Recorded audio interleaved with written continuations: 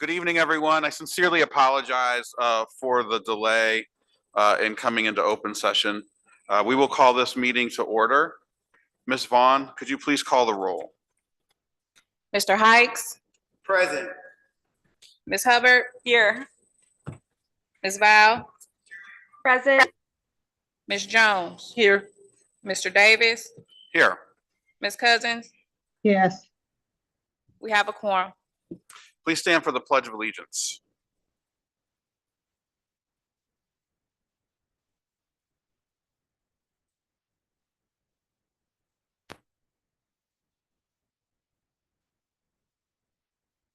I pledge allegiance to the flag of the United States of America and to the republic for which it stands, one nation, under God, indivisible, with liberty and justice for all.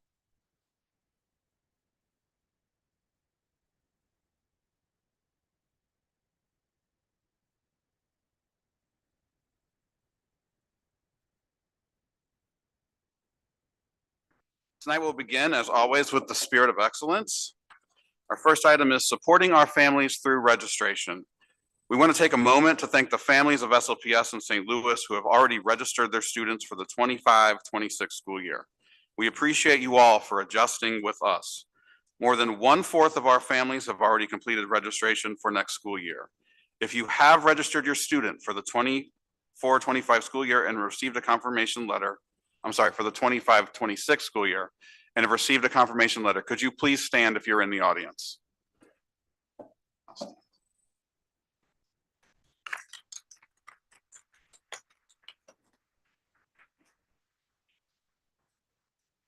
Online registration will remain open. More importantly, priority registration will close on March 8th. Families who register early will have priority access to transportation services. We encourage all families to visit slps.org/register to complete the process as soon as possible.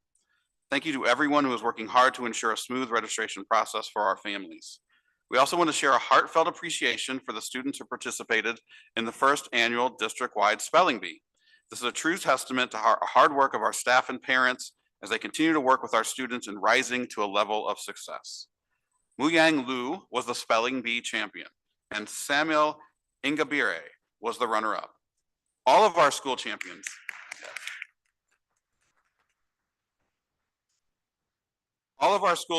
have been registered for the regional qualifier round, which will take place on February 22nd, 2025. Parents will soon receive details about the qualifier round from St. Louis University. The top scoring spellers will advance to the regional spelling bee on March 1st, 2025. Celebrating SLPS leadership, Leanne White honored as Community Advocate of the Year. I am very proud to share that Leanne White, SLPS Director of Healthy Schools Initiatives, has been named the 2024 St. Louis Children's Hospital Community Advocate of the Year. This prestigious award, established in 1994, recognizes outstanding community leaders dedicated to improving the health and well-being of children. Leanne joins a distinguished group of recipients, including Jackie Joyner-Kersey and Mark McMillan. St. Louis Children's Hospital is honoring Ms. White for her incredible work in creating and implementing the district's Achieving Independence and Mastery in Schools, the AIMS program, which has made a meaningful impact on our students and families. A virtual ceremony and presentation will take place on Tuesday, February 25th at 9:30 a.m., where she will be recognized alongside State Representative Dr. John Patterson, the Speaker of the House, the recipient of the Legislative Advocate Award. Congratulations, Leanne, on this well-deserved recognition.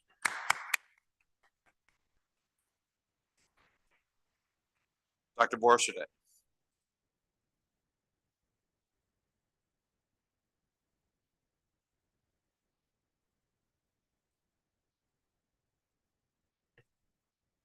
We'll move quickly to the approval of the minutes.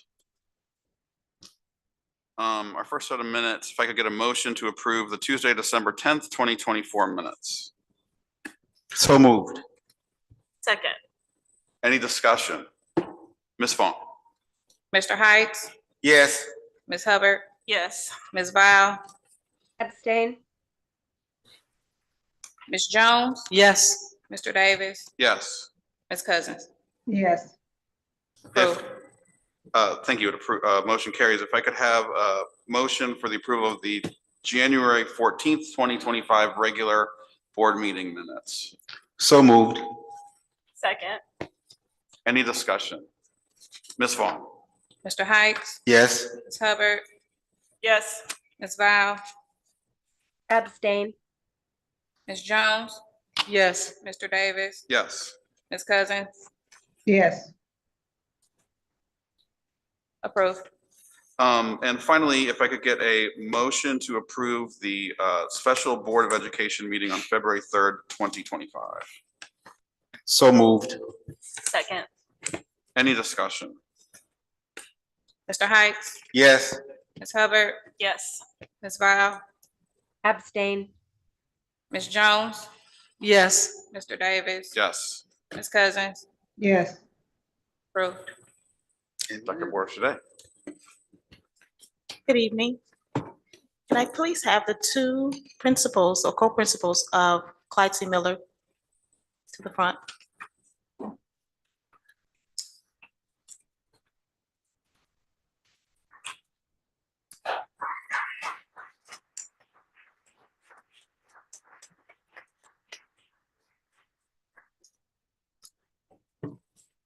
I just want to say thank you for making this building available for us this evening. Portrait of a Graduate.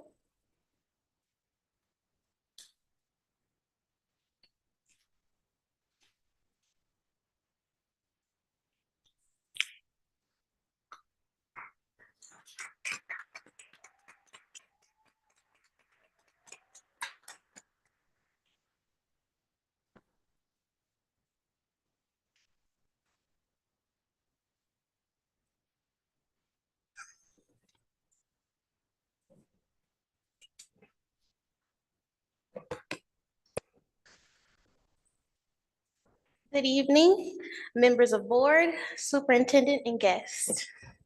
My name is Sky Bell. I'm in the engineering pathway led by Darren Crosby, and I am a student here at Clyde C. Miller Career Academy. As I prepare to graduate from St. Louis Public Schools in May, I am honored to stand before you tonight to share how my high school experience has helped me develop the proficiencies outlined in our district's Portrait of Graduate.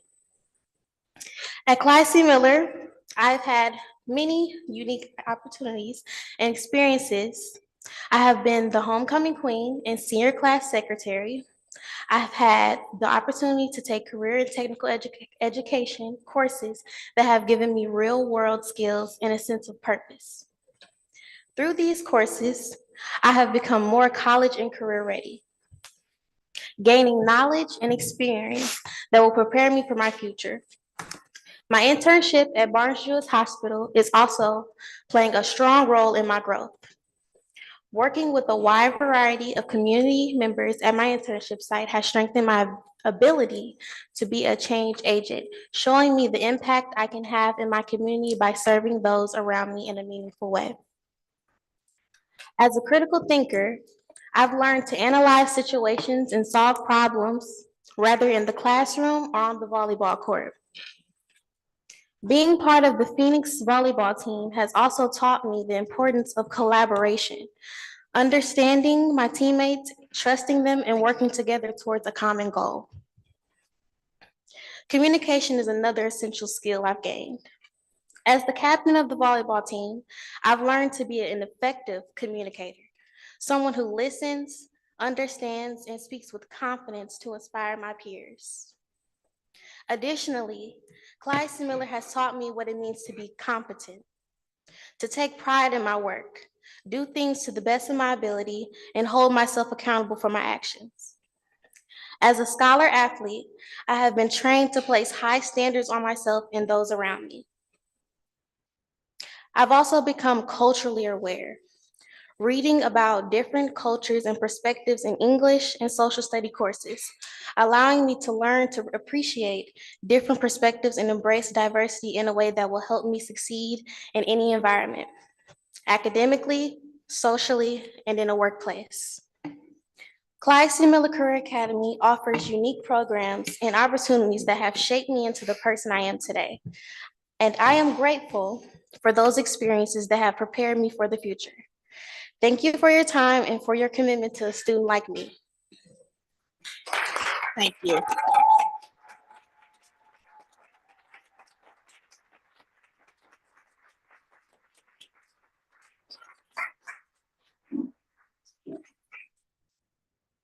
Thank you. Do we have Harmony?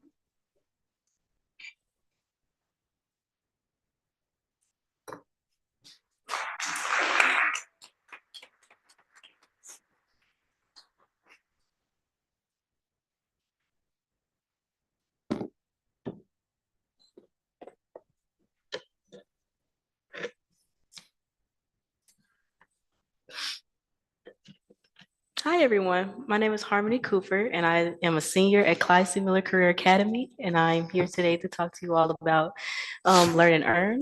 And I wanted to let y'all know that this program is very, very beneficial to me as a graduate and has always been. And I'm super excited to talk to you guys about it today. Learn and Earn is not just a program; it's a real life experience. That gives students like me a chance in the field we're interested in while actually being paid for from January to May.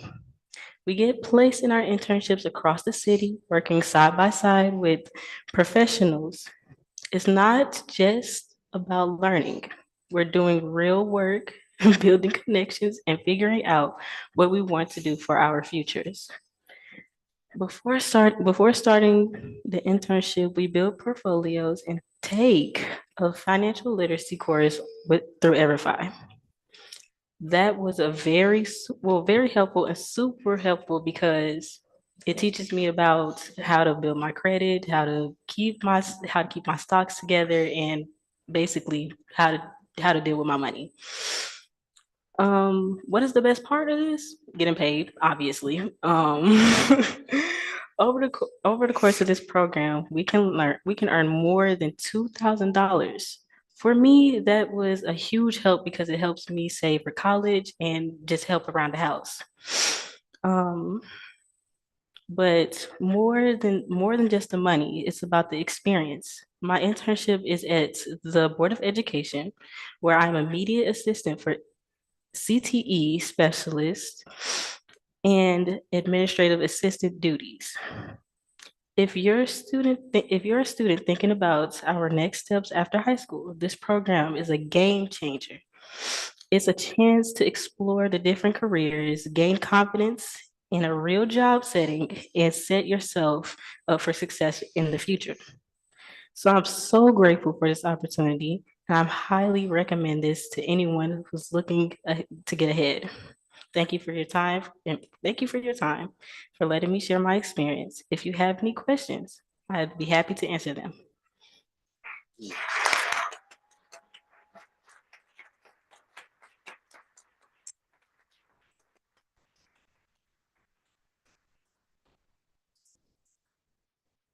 Thank you so much.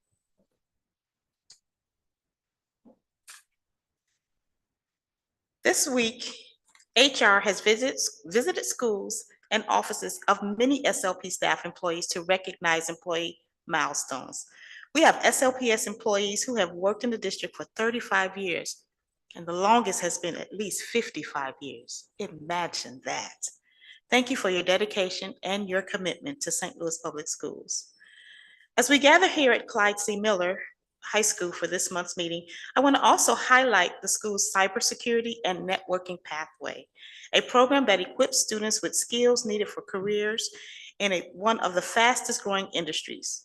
Next week, Clyde C. Miller will host Cyber Day, an opportunity for students to engage with industry professionals and learn about the expanding field of cybersecurity. To showcase the impact of the program, we are honored to share a video message from Danielle Taylor, a Clyde C. Miller graduate, who is now a freshman at Lincoln University and serves as a student ambassador for the university's Cyber Org partnership. Let's hear from Ms. Taylor about how her experience at Clyde C. Miller prepared her for success.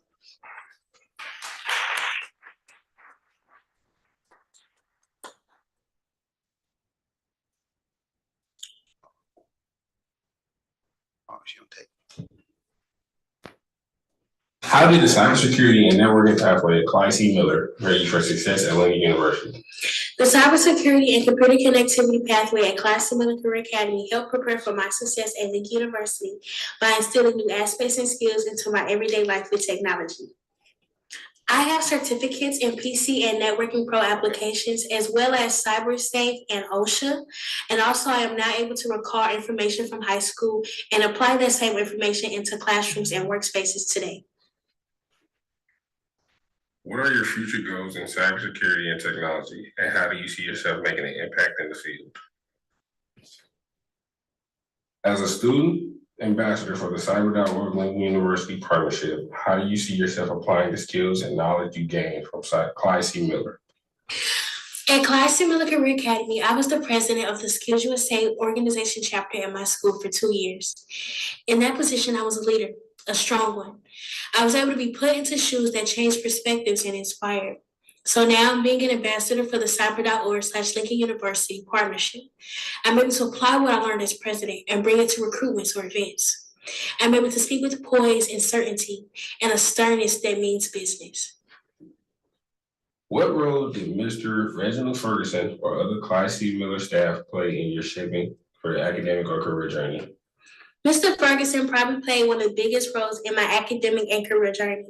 Mr. Ferguson is the kind of person who sees and recognizes your greatness even when you struggle to. I also give thanks to other pathway teachers at the school, such as Ms. Sams and Mr. Crosby. They see things in me that I also see in myself, but I never showcase it. They help provide and build the platform that I once struggled to stand on. They allow me to shine. Mr. Ferguson gives you opportunities that he knows you'll succeed in and achieve. And because of him, I've encountered and experienced a plethora of things. And to that, I owe a great thanks. When asked this question, I always answer the same. It's to make and build space for women that look like me. Cybersecurity is a male-dominated field. I want to change that look. I want to sit at the same tables everyone else sits at and make an even greater impact, especially with the society we have today. I see myself making the impact by working harder, not just hard. Keeping an open mind and allowing myself to be patient and take time, so when change is made, you notice it and you remember it.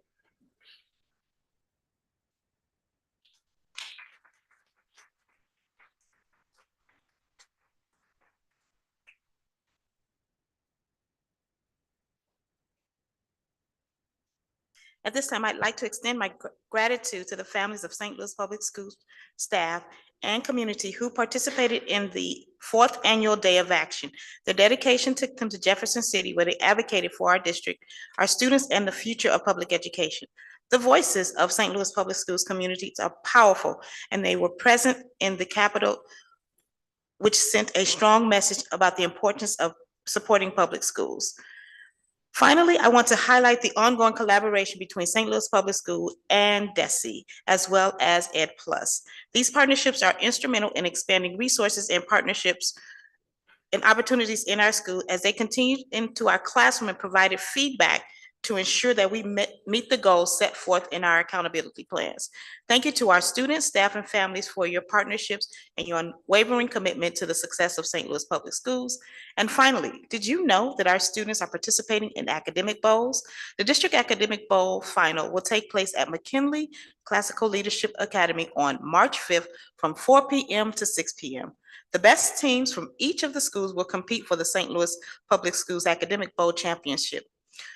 Who will claim the district title and prove themselves as the top academic teams? Will it be McKinley, Clyde C. Miller, Soldan, Sumner, Gateway STEM, Roosevelt, Central VPA, CSMB, Metro, or Vashon? Feel free to join us as we celebrate our students, demonstrate their knowledge and skills. I also want to remind us of some upcoming calendar dates. February 14th, we will have professional development. So that means there is no school for students.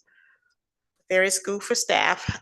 We will have an opportunity to participate in training related to credit card usage, P-card usage, understanding our travel policy. And then on February 17th, which is President's Day, we will have no school. All schools and district offices will be closed. I will then move into my presentation.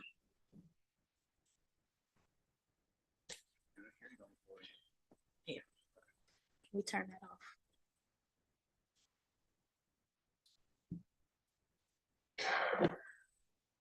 Thank you. Good evening, President Cousins, Vice President Davis, members of the board, and to our listening audience. Tonight, I will share an update on the work that has been done in St. Louis Public Schools. As you all know, SLPS has 6 strategic values which creates through line for everything we do. Highly effective educators and leaders, authentic family and community members, equitable and multiple sources of data, joyful and engaged students, personalized supports, and innovative pathways will help to build college and career-ready critical thinkers. Building college and career-ready critical thinkers starts well before our students get to high school. It starts with making sure that we all work together, our parents and staff, so that students continue to grow and become proficient readers in 3rd grade and understand math concepts so that they are prepared for college and/or career. All of which leads our students to being a portrait of a graduate, which you saw tonight with Sky and Harmony. For example, many of the activities you've seen this year, the STEM fair, the spelling bee, our cadets, our spoken word artists from Sumner, and our JAG students at Vashon, our students enrolled in various dual enrollment programs are all exhibits of a portrait of a graduate. As we continue throughout the year, we will look at the goals listed in the Transformation Plan 4.0, compare it with the portrait of a graduate, and then transition that to our true north to guide the work done in St. Louis Public Schools. Our first meeting with our parents and the community will take place on February 27th.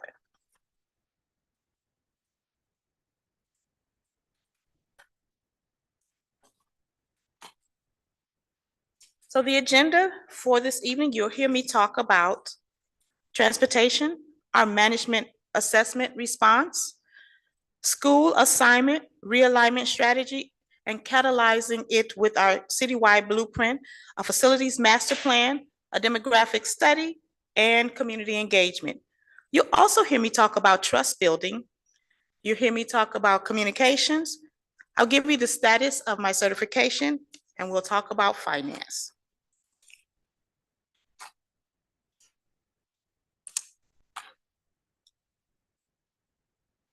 Transportation.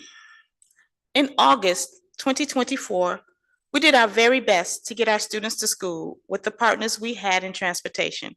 We've learned a lot from that experience, and we are committed to rebuilding the trust of our community and providing top-notch services because our students and our families deserve it. Our parents deserve to know what time buses are coming in the morning and what time students will be dropped off at the end of the day. Our students deserve to get to school on time every day school is in session. We appreciate our partners who have served and supported us, and we've learned a lot and so much. Let me say this again. We appreciate our partners who have served, who have supported us, and we've learned a lot that our parents need to know where their students are at the end of each day.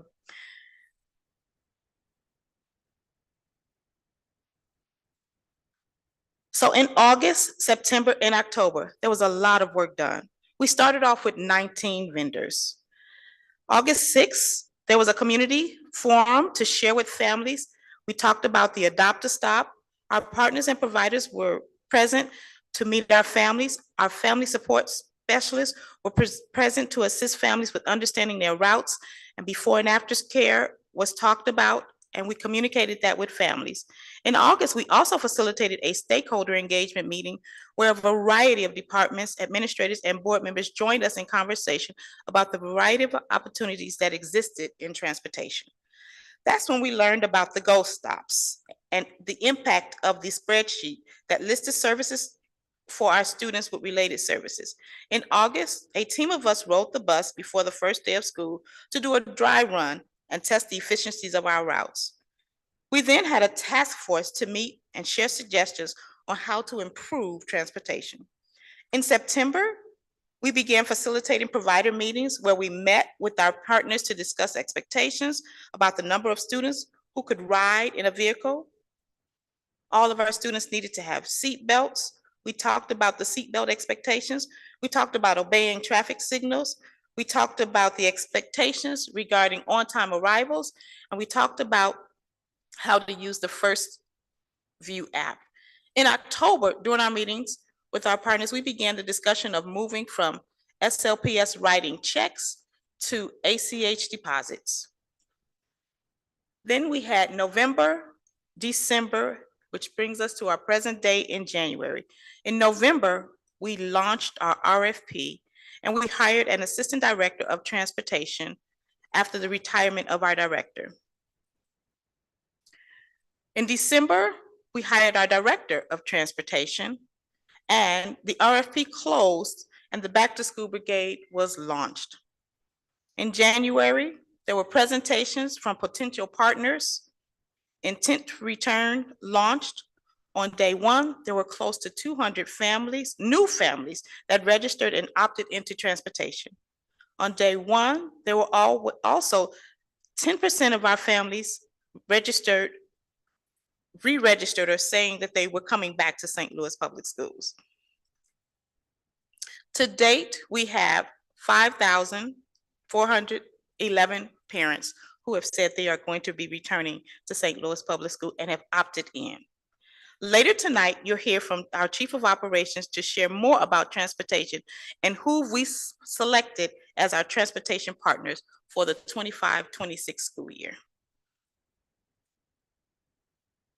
On July 25th, 2024, the Board of Education authorized legal counsel to engage in an accounting firm to perform an assessment of administrative functions related to administrative pay, hiring, and credit card usage. On December 10th, 2024, the Board of Education received this initial corrective action to the management assessment with 11 recommendations.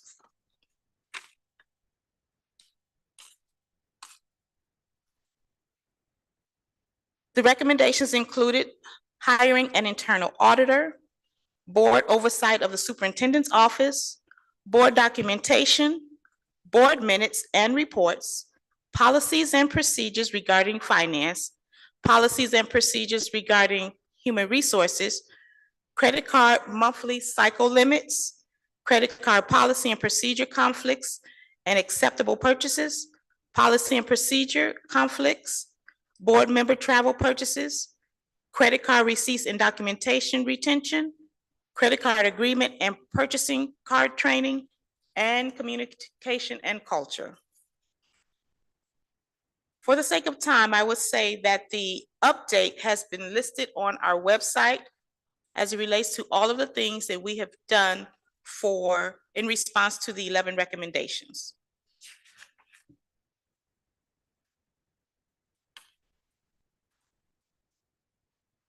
School assignment, realignment, strategy. I want to say before I begin this section, it is important to say, it's important to note the concept of build nothing for us without us. Build nothing for us without us. We've heard from our partners at Corrigan Clark and the price tag of $1.7 billion to get our buildings in top shape. We've heard about the utilization of our buildings, and I know so many of our community members came together to develop the citywide blueprint, which discusses the need to reimagine St. Louis Public Schools.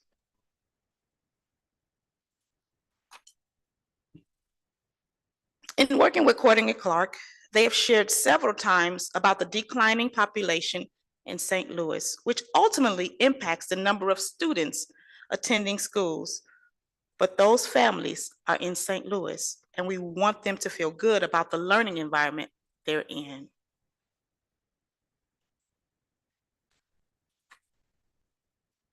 When you take a look at the demographic study and the master plan, the demographic study and the master plan from Corrigan Clark further forecast our school-age population declining.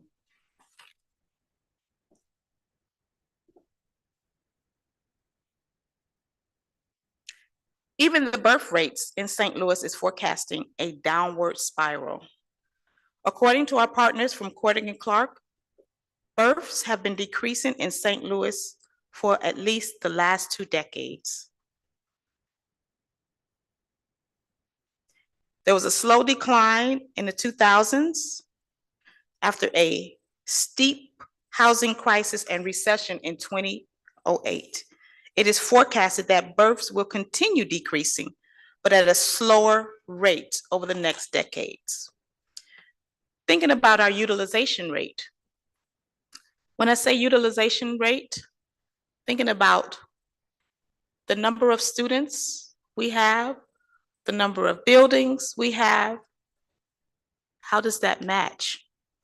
Our partners at Corrigan Clark have divided the district into 3 zones. You'll see the North Zone, the Central Zone, and the South Zone. And here are the facts. We have a capacity for approximately 34,000 students. We have a capacity for 34,000 students. Our enrollment is 18,122. Our utilization is at 52.68.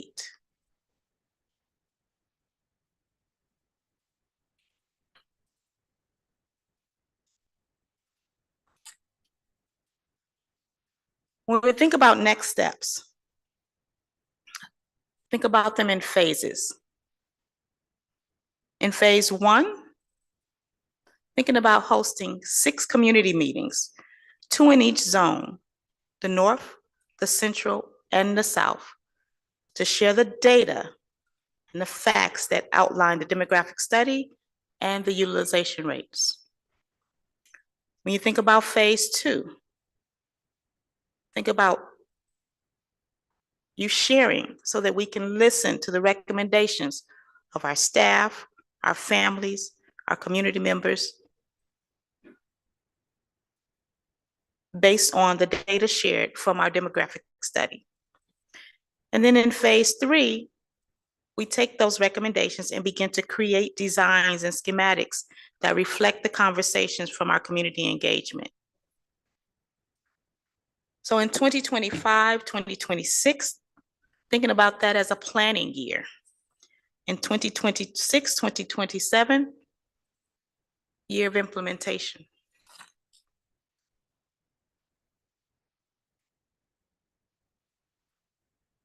Once again, build nothing for us without us.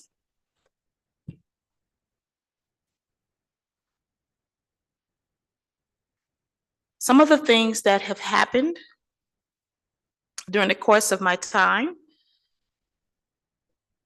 in terms of AMI days, one of the things that was so important in notifying families was making sure that families knew at least 24 hours in advance when AMI days would be hosted. Sharing the information the day before so that parents can plan accordingly. Some of the other things that have happened is principal advisory to the superintendent. In October, December, and in January, I should say in October and December, there was a meeting that we facilitated. In January had to be rescheduled, but our next meeting will take place in February because it's important to me to listen to the staff who work very closely with our students. Also having just-in-time meetings, and just-in-time meetings include meetings that happened, I want to say December 10th, when the management assessment was posted. Calling the staff together to let them know, here are the findings, here's where you can find them, here's what we're going to be doing to make sure that we address and respond to all of the findings. Resolutions related to student safety. On February 3rd, there was a special meeting facilitated, and there was a resolution read as it relates to safety of our students. And then sharing press releases. Something else I want to share, there was a a question about certification.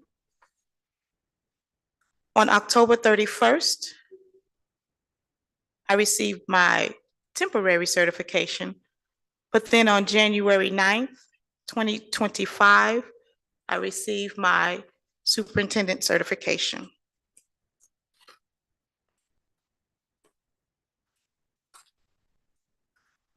Ultimately, the goal is to continue to communicate with staff, with students, with families, and the community. Some of the things that have already happened is interviews with different media channels, testifying in Jeff City, making sure that our families have monthly newsletters so that they know what is going on in St. Louis Public Schools from the inside out, facilitating monthly meetings with our labor partners, establishing a superintendent advisory group with the principals, having a back-to-school brigade to support transportation. Once again, making sure that AMI days have been communicated in a timely fashion, having board meetings on the move so that we get to see the work of Prop S, providing updates to our management assessment, and then insisting on breaking down silos within our department. When it comes to finance, right now, we're sitting at a 54% fund balance. We're waiting on the results of our audit with Rubin Brown. Our 54% fund balance is greater than our DESI requirement of 3%. The audit is projected to be done by March 31st, 2025.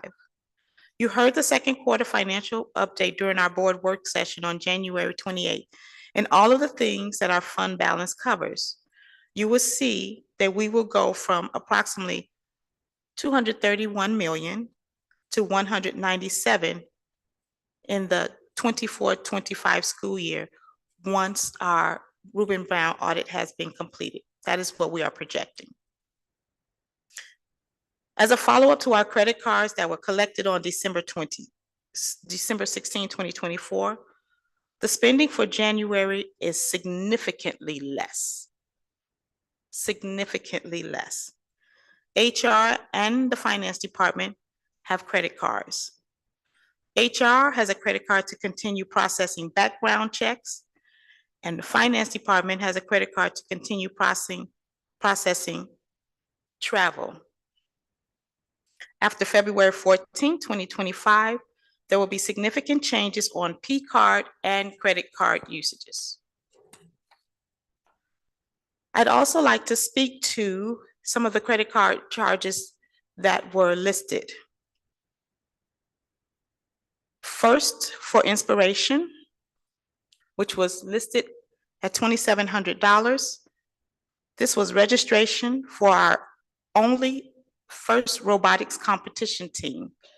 They work out of Gateway STEM, but include students from multiple other St. Louis public high schools. The team receives external partner support and donations through FIRST, which is First for Inspiration and Recognition of Science and Technology, to cover the remaining $3,300 of the registration. The $2,700 is part of the annual GOB robotics funds located in a specific fund called Love of Learning. Number two, the Charlotte Hornets MBA, which was a spending of $243.04. These were 8 discounted tickets to an MBA game for students and chaperones attending the DECA, which is Distributive Education Clubs of America Leadership Conference in Charlotte. The business instructor at Gateway STEM requested funding to support this opportunity through the CTE specialist who reviewed and approved it with the CTE director. Each pathway has a certain amount budgeted annually through a combination of Perkins Grant Fund and GOB Fund. This specific conference was covered by Perkins funds.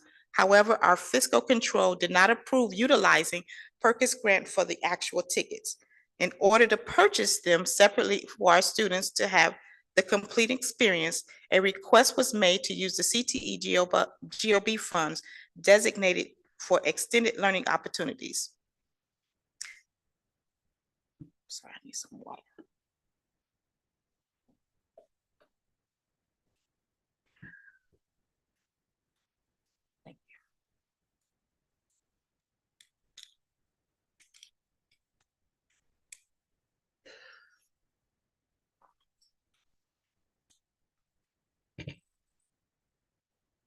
Looking at the credit card amount in the amount of $518.84, Awards Unlimited. These were purchases for the Jobs of America graduate, which is also known as JAG, the initiative and installation ceremony for JAG students from Roosevelt, Sumner, and Vashon for approximately 90 students entering the JAG program. This request was made by the JAG instructor at Sumner to the coordinator of workforce development. The request was reviewed and approved by the CTE director and submitted to the executive director of CTE for purchasing using the P card. In First Missouri, which was $1,000, this was the registration cost for all elementary robotics teams to participate in the annual First Logo League competition hosted at Gateway STEM High School. In First Missouri, the amount of the charge, $1,125. This is the registration cost for high school's robotics teams to participate in the annual First Tech Challenge. I share those with you because it is important to know that we will be transparent. Once again, on February 14th, there will be training facilitated by our finance team addressing the recommendations noted in our management assessment. There was also a charge of $44.91. And this was for snacks for a PD that was facilitated in HR.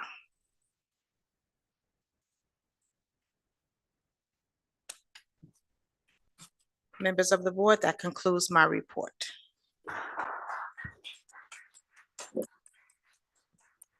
Are there any questions for Dr. Boris today? Ms. Hubbard. I want to say I'm excited is not quite the right word, but relieved to hear the school realignment. What's the other word? Whatever it is.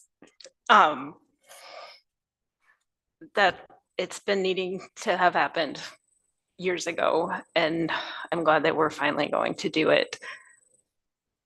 It won't be fun, but if we can get every kid access to all the things, it will make such a huge difference for our district and for our children to actually have an equitable education. And so thank you for actually putting it into words on a slide. That's a big deal. Mr. Hikes. I'd say, once again, I also appreciate what you've done, and people have to realize school is beyond these walls. I want my child to, if I had one in the school district, I want them to be experience anything they can while they're within or out of the boundaries of the school. So yes, I appreciate all the things that you are trying to do in this district to make it better. And I hope I'm not out of line, Vice President, but don't listen to the naysayers, because they're going out there. They're out there. I hate to put it this way. The haters are out there. They're going to do what they do. But I appreciate that you keep trying to do what you do. Thank you very much. Thank you. The world is our classroom, and we will explore it. Amen. Further discussion from other board members? Ms. Vowell or President Cousins? Ms. Vowell. Yes, thank you for putting that together and starting the conversation. As a board member who has been through school consolidations and closures, it's not an easy thing to lead. as a superintendent. It's not an easy interface to have with the public. And this is more a question really for the city of St. Louis and our students and our families than you, but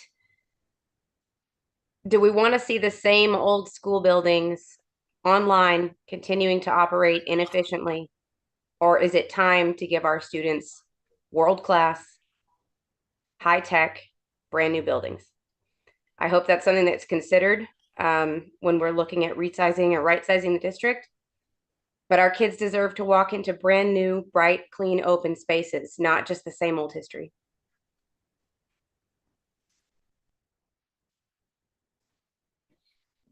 Secretary Jones. I want to thank you for all the hard work that you put into this report. I've been here since 2006, and I can remember for years and years and years, we've never had a report like that. And I'm so glad that the transparency that you're showing is long overdue for this district and well needed. And we took a tour of Clyde C. Miller earlier. I've toured the building before, but I was just so amazed by the esports program, by the autonomy table that they had up there that had 8 life-size cadavers that the students can actually practice, turn around, and just prepare themselves for a career in nursing or whatever they might want to go into in the long term. But the money is well spent because many of the students will receive certification at the end of their senior year, and the district is paying for it. And I'm so happy because if you talk about wanting to change the community, that's how you do it. Sending our students off well for the community. Because if we want to tackle crime, then what would this community be like if our young people came out with a trade when they left high school and didn't have to say, oh, I'm trying to go to Rankin. And when I walked the stage with some of the students at graduation, almost 1,200 students, a lot of them said they were going to Rankin. And I thought, oh, baby, you don't know how much Rankin cost. And I was really hoping in my heart that St. Louis Public School could take up a lot of the slack. And I'm really hoping that the city of St. Louis will make sure to help St. Louis Public Schools create a better trade program by some of their RAMS money. Because we could well use that. All those young people that have gotten in trouble, I'm sure if they were plumbers, construction workers, that kind of electricians, this would be a different type of society. So I appreciate everything that you board members are doing, and keep up the good work. Thank you so much. President Cousins, I can't see you. Do you have anything for discussion? I just want to say, Dr. Bordeshade, in lieu of everything that has been going on within the media, to see the report that you have been able to put together and see the hard work that you have shown is magnificent.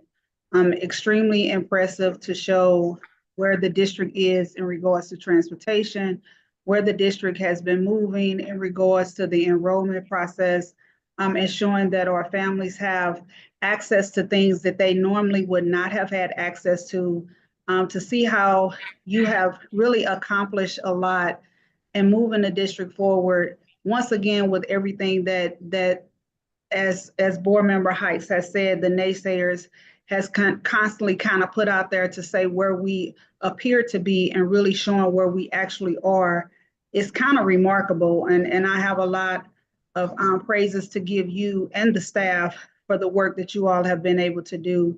To see the enrollment, the online enrollment numbers just in what the last 3 weeks is really remarkable as well. So very impressed.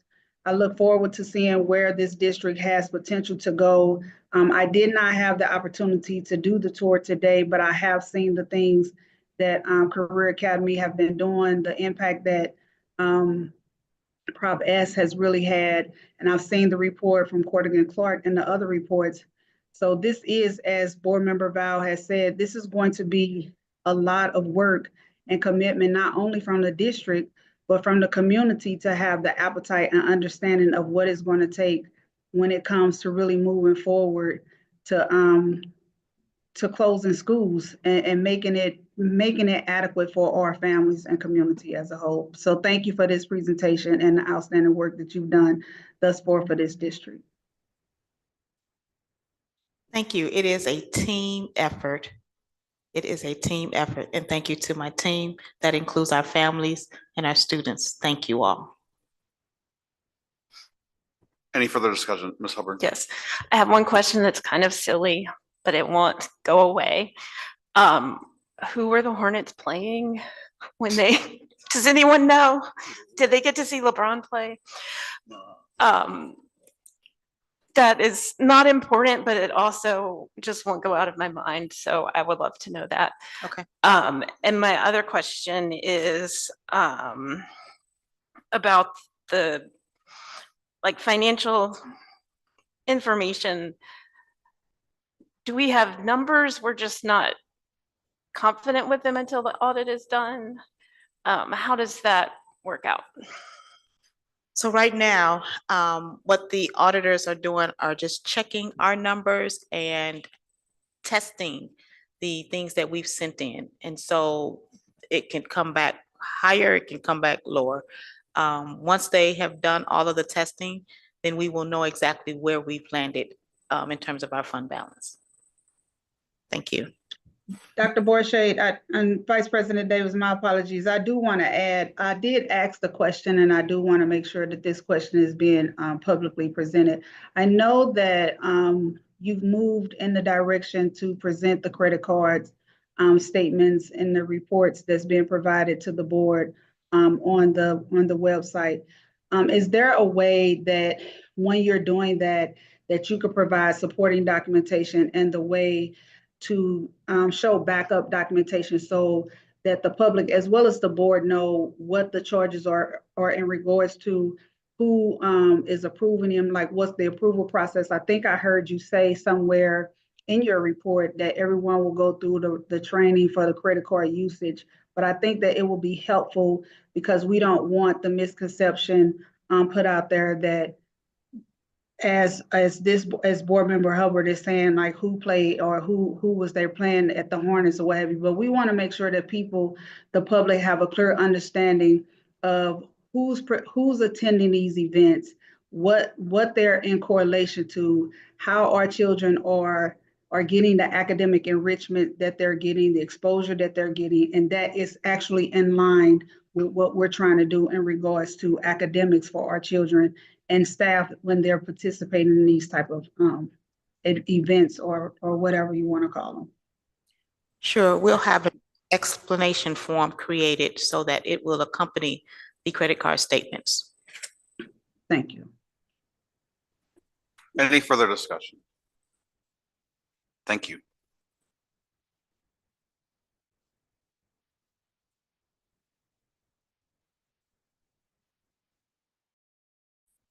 At this time, we will hear from Dr. Dino regarding our academic updates. You're going to begin hearing a lot about our transformation form, our transformation plan.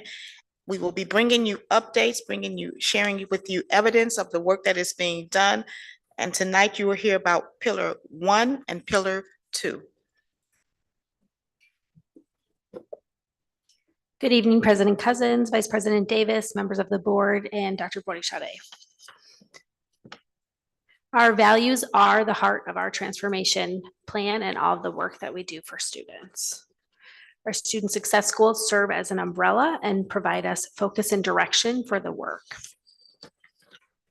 We heard from two excellent examples, Sky and Harmony, today about what Portrait of a Graduate means to students, and these competencies are what we want all of our students to embody and experience as they go throughout our system and as they leave. The last time I was here, I provided you with an update on what our goals and pillars were within Transformation Plan 4.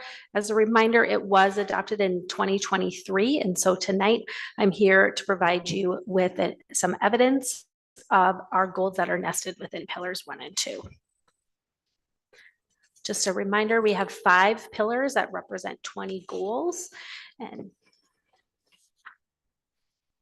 Our first pillar is creating a system of excellent schools.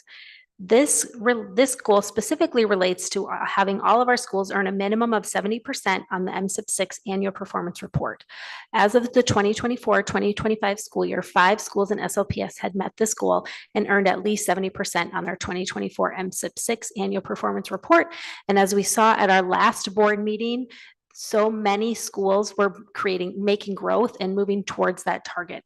I also want to share that at this time, our school principals are in the midst of their middle of the year CSIP presentations, because every school has their own accountability plan that is connected to the district's plan.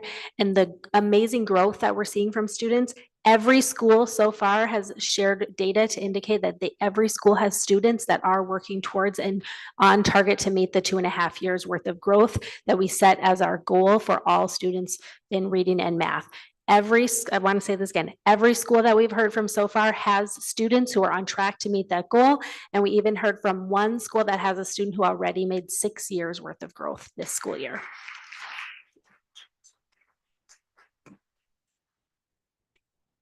As we look to goal 2, it's related to our fund balance. We've heard a lot about that even this evening. We have met the goal of maintaining at least a 30% unrestricted fund balance, and we anticipate we'll continue to do so. In pillar 3, also the goal 3 within pillar 1, relates to staffing and recruitment practices. You will see for the last 3 years, we have increased our retention rates in all categories of staff. Goal 4 within creating a system of excellent schools is ensuring that our schools have reached an Energy Star score of 75 or higher. This relates to energy efficiency. And at this time, we have 13 schools who have an Energy Star score of 75 or higher. Again, this is something we're continuing to work and grow towards. We've talked before about several of our buildings being older and needing lots of updates. Examples of updates we're working on this year to increase the number of energy efficient schools we're working on HVAC upgrades and lighting upgrades, and that supports our energy efficiency. Now we'll move on to pillar 2, which is advancing fairness across the system. In this goal, our goal was to remove barriers and help all students access academic enrichment experience, such as field trips, enrichment programs, et cetera. The metrics that were determined in 2023 to measure this goal were related to the number of AP courses offered, students of color in our gifted program, and our percentage of chronic absenteeism. So when we look at those metrics, again, this goal was for May of 2023. We had 126 AP courses offered, which was an increase over the previous year. And this year, again, we have another increase in our AP courses offered. And we are continuing to increase in the percent of students of color in our gifted program. A big part of that is our 2nd grade universal screening that we implement every single year. So we make sure that we're not just waiting for someone to say that kid should be tested. We are going out and looking at every single 2nd grader. And in fact, the members of our gifted department are going to all schools and screening all students. And that takes time. And we're still in the midst of the next steps of those processes. Goal 2 in this area is related to medical care for all students. We do have 27 staff who received training through Hazel Health in order to provide some telehealth services. And at this time, we still have 0 families who are participating in this. It may be that the interest in telehealth is waning as we're getting farther and farther away from COVID, but we are continuing to have that as an option for families. Another metric here was increasing the percentage of students meeting the 90-90 goal, which is 90% of the students attending school 90% of the time. And you'll note that we're continuing to see some progress in that area. Also, during our mid-year CSIP presentations, our schools are sharing what they're doing for attendance, and more than one of our schools are having really fun parties called attend dances for all the students who are meeting their attendance goals. We want to make sure that schools are engaging and relevant for all students so that they want to come every day and that they see themselves as having a sense of belonging there. And things like these attend dances that we're seeing are just one way in which to incentivize students and celebrate their attendance. And our last goal in pillar 2, goal 3 within pillar 2 is about increasing the number of mental health partners and the breadth of services. We have done that over the last several years and we continue to do so. And in fact, we have another partner on the consent agenda tonight that we'd like you to entertain. We have continued to increase our external partners. And one thing I really want to point out here is that during this school year, students have been receiving Rethink Ed lessons. So we have had a Rethink Ed platform previously, but this year, every student is receiving lessons either from their counselor or their classroom teacher, and they can do them whole group or small group. And we are really reinforcing, we provided more training to our counselors and social workers and making sure that everyone has access to the things that they need. And we're continuing to work on mental health campaigns. So again, I invite you all to join us on February 27th when we have our first community cafe as we start to imagine what our next transformation plan will look like. And I will come again and share our evidence of our current transformation plan for pillars 3, 4, and 5 the next time. Thank you. Thank you, Dr. Dino. Any questions on the academic presentation? Ms. Hubbard.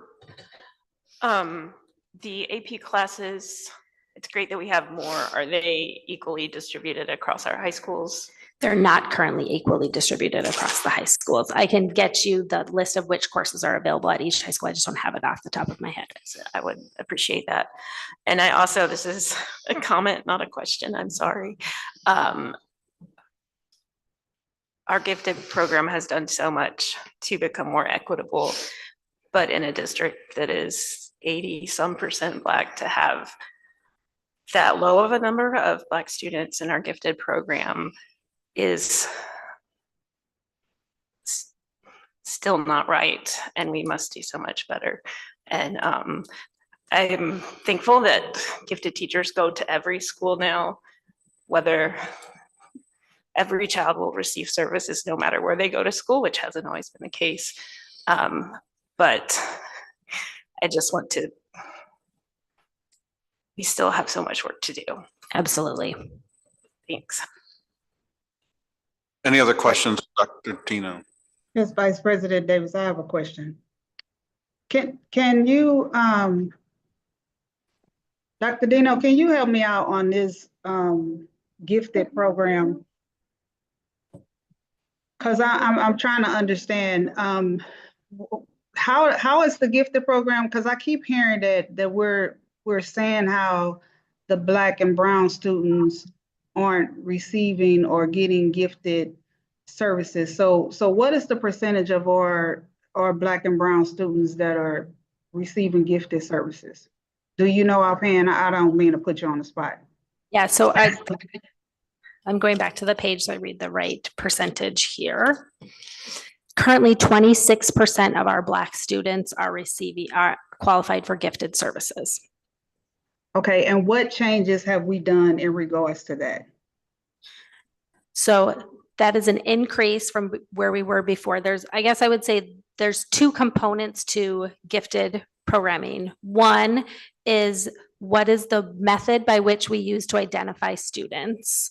And so our universal screening is a method that we're using. So first we screen everyone and then students are invited for further testing. We've always provided assessments to families who've made the request. But when we relied on families making a request, we relied on people knowing like how to work within a system. And so now we use the screening, and students who are identified via the screening can move on to the rest of the assessment. So how we identify students, which assessments we use, what are we noticing about the norming? There's a lot of like math and psychometrics involved as well. That's one component. And then another component is what does our programming look like? Do students have to leave their home school? And we're proud to say they don't have to, although they have a choice to attend one of the gifted centers, but they don't have to leave their home school. We have gifted specialists who are going in, which I think increases the number of families who choose to participate in services once they've qualified for them. We do have a long ways to go, and we are working on both ends. If we can find and identify, I will say, more equitable ways of more equitable assessments to use for students, we are continuing to look for that as well. And when we look at our program delivery model, we were just talking about a lot of the gifted program delivery model is around problem-based learning, and that creates a lot of like interest and relevance. And so students may be more interested in participating once they qualify as well. Is it 26% of students in the gifted program are Black? Yes, Okay, because I think you said Oh, 26%. Okay, thank so you. just to clarify. All right. Thank you. I have one question which I feel is related but not on point, so I don't want to throw you for a loop. But in terms of professional development and a professional development plan, where does that fit into the CSIP, and is there a time frame for presenting a professional development plan for 25-26 for the board? Yes, so this is the perfect time to ask that question. We have had a draft professional development plan that we've received some feedback on and that we will be bringing forward probably in the next month or so. And the way the professional development plan is laid out is I will say that the lanes are based on our student success goals currently so that we can ensure that we provide the training necessary for staff. And this year's current professional development plan will not just include the content, but the how, because we do have a lot of professional development things happening like in schools or in different departments that maybe hasn't come through our professional development office. So we don't necessarily know all the great things that are happening.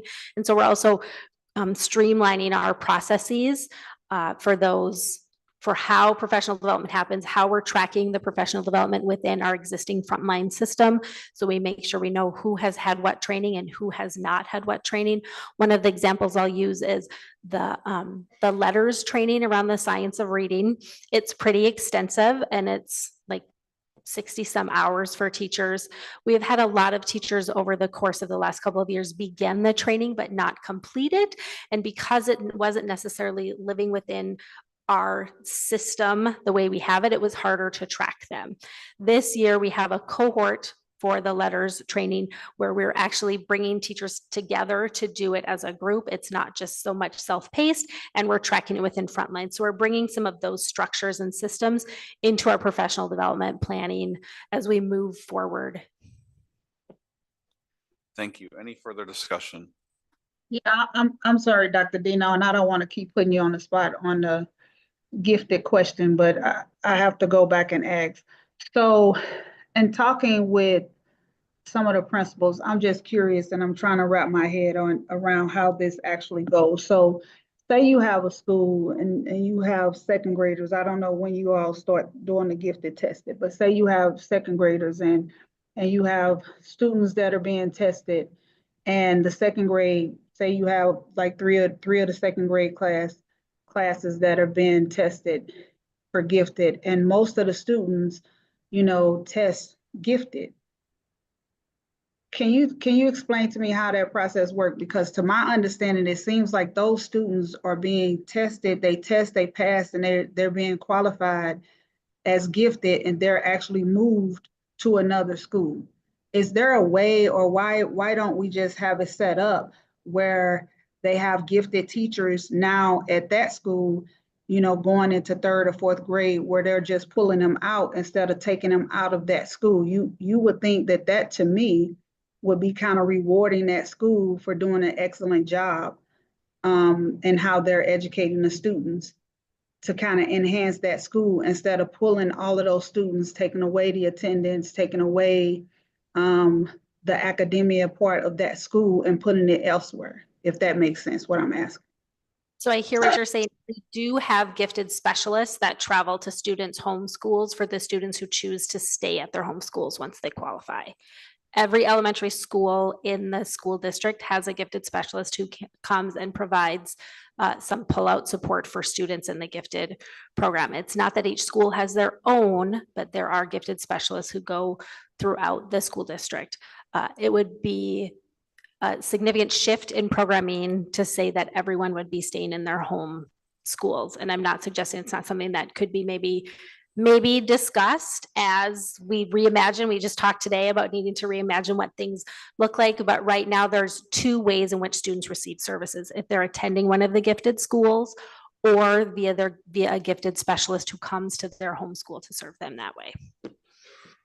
And after elementary school, the only gifted option is McKinley. Are there gifted specialists that go to middle schools and high schools? So the gifted specialists travel to the elementary schools and the gifted school at the, I'll have to check what all the different course options are, but once students move to secondary and they're taking different courses, they can take some advanced coursework, maybe in different schools, not necessarily gifted coursework.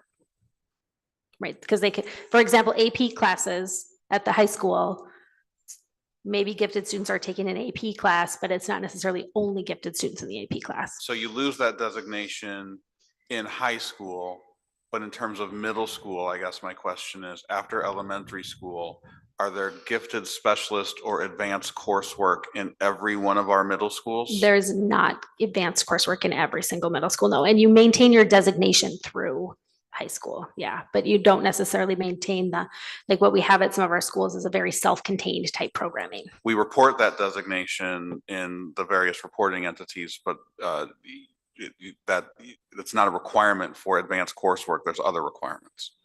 But in terms of middle school, yeah, there's not gifted program or necessarily advanced coursework in every at all of the single middle school. Yeah, schools. that's true. Any other discussion? Thank you, Dr. Dino.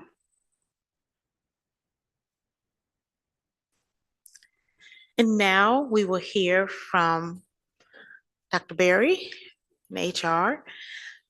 You know, in order for us to continue to grow our profession, we have student teachers, we have interns, and tonight, Dr. Berry is going to share some information and highlight those staff members. Yes, ma'am. Good evening, President Cummins, President Cousins, Vice President Davis, members of the board, Dr. Boris Schade, and our wonderful SLPS community. HR will bring you tonight firsthand shared experiences from some of our soon-to-be teachers. We're going to talk about field experiences, practicums, and internships. We're going to focus mainly on our highly effective leaders, authentic community relationships, personalized supports, and pathways. This slide here represents things that we are certainly doing in HR to help meet our growth and proficiency goals throughout the district, especially with our HR goals for the schools of hiring certificated teachers in every third grade classroom. We are exploring and examining the same skills in our portrait of an educator that we have trickled down to our students and our expectations that are in portrait of a graduate. So now I'm going to bring to you Beth Davey, our Director of Recruitment, to share a little bit about our field experiences, our practicums, and to introduce to you 3 of our soon-to-be educators. Ms. Davey.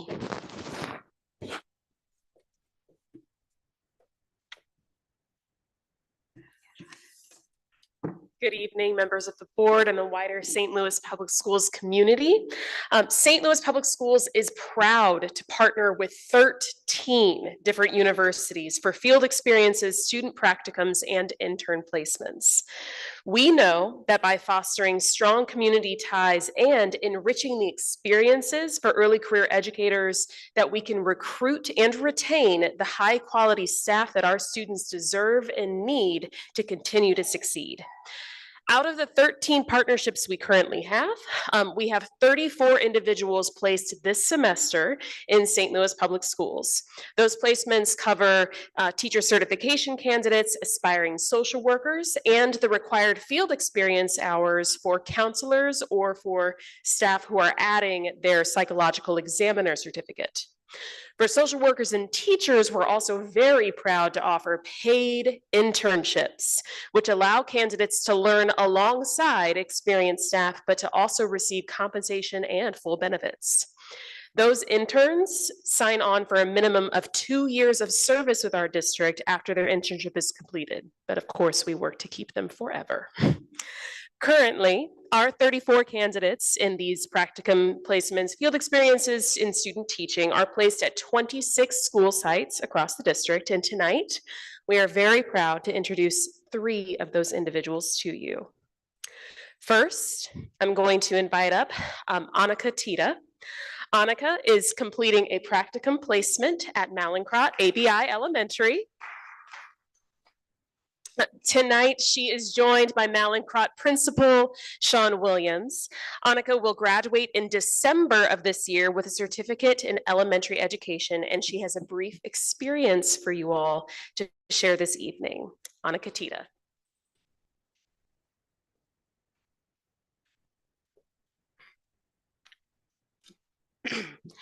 Good evening. It is an honor to be here tonight in front of the board. I chose to become a teacher because I had a rough early childhood. I had to get 3 liver transplants. When I came back to school, I was academically behind and I was placed in SPED. It was a rough transition. I had kids who picked on me and called me names, but eventually I was able to grow up and get out of the program. So as I grew older, I realized that I enjoyed working with students, and I was lucky enough to have amazing teachers that helped me grow back to where I needed to be academically. And I realized I am just one of the lucky ones. Not every single student has a teachers like that. And so I want to be the teacher that these students need. I want them to know that there is always somebody in their corner who is cheering them on.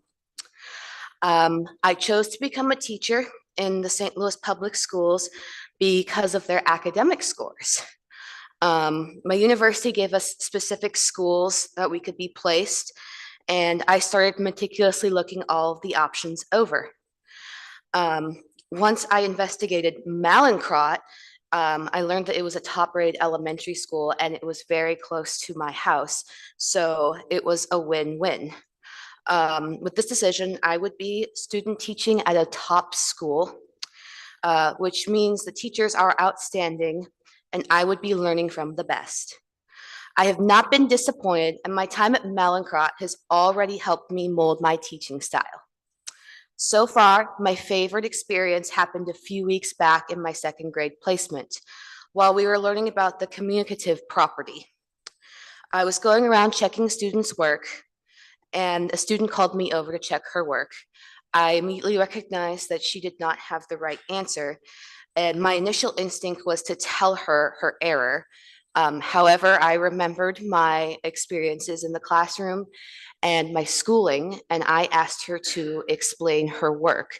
And once she did, I was able to understand her reasoning, and I helped her find the correct solution as well as how to get there. And after that, I walked away and I felt like, she was able to do the problems on her own. And I felt so honored that I was able to reach a student in that manner. And I hope I can continue to do that as I continue on as my journey to becoming a teacher. Thank you.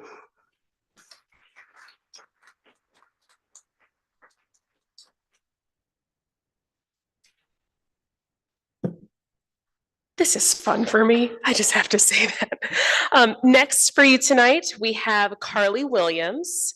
Carly, come on up, Carly. Carly is completing student teaching at AESM Louverture Middle School. Tonight, she is joined by her supervising teacher, Miss Christine Lato.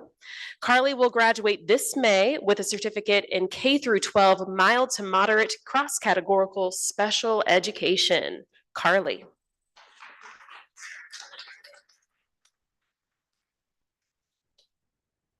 Hello, thank you for having me. It's an honor to be here. I went into education because I wanted to be a part of the solution for a better future. Originally, I was a financial empowerment coach. I noticed a trend with my clients because a lot of their financial problems started with the lack of financial literacy. So I decided to begin teaching younger students so I could start at the root of the problem by educating them on basic math literacy. When I would look back and see what led to a lot of my choices, I realized that my teachers and principals guided me through a lot. I use this as motivation to become a mentor in children's lives, the way my teachers mentored me growing up. Choosing St. Louis Public was a no-brainer for me. I was already teaching at AESM as a contractor, but I chose SLPS because I saw a lot of myself in the student population here.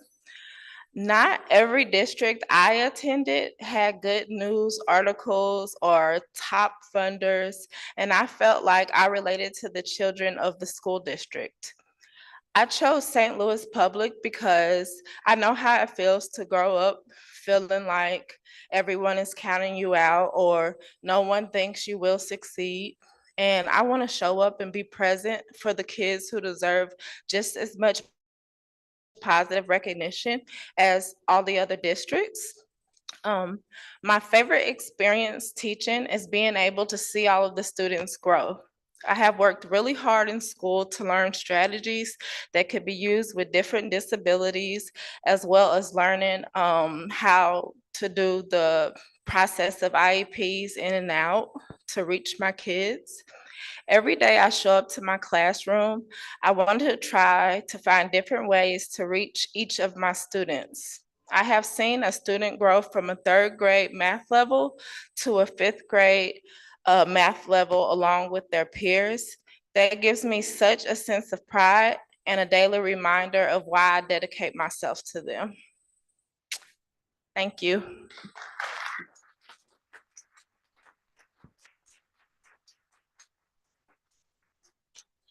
And our third teacher for you tonight, Christina Rumbold, is on staff as a teacher intern, that paid position, at Collegiate School of Medicine and Bioscience. Tonight, she is joined by Principal Frederick Steele and her cooperating teacher, Miss Cassie Malloy. Christina will graduate this May with a certificate in K-12 Spanish.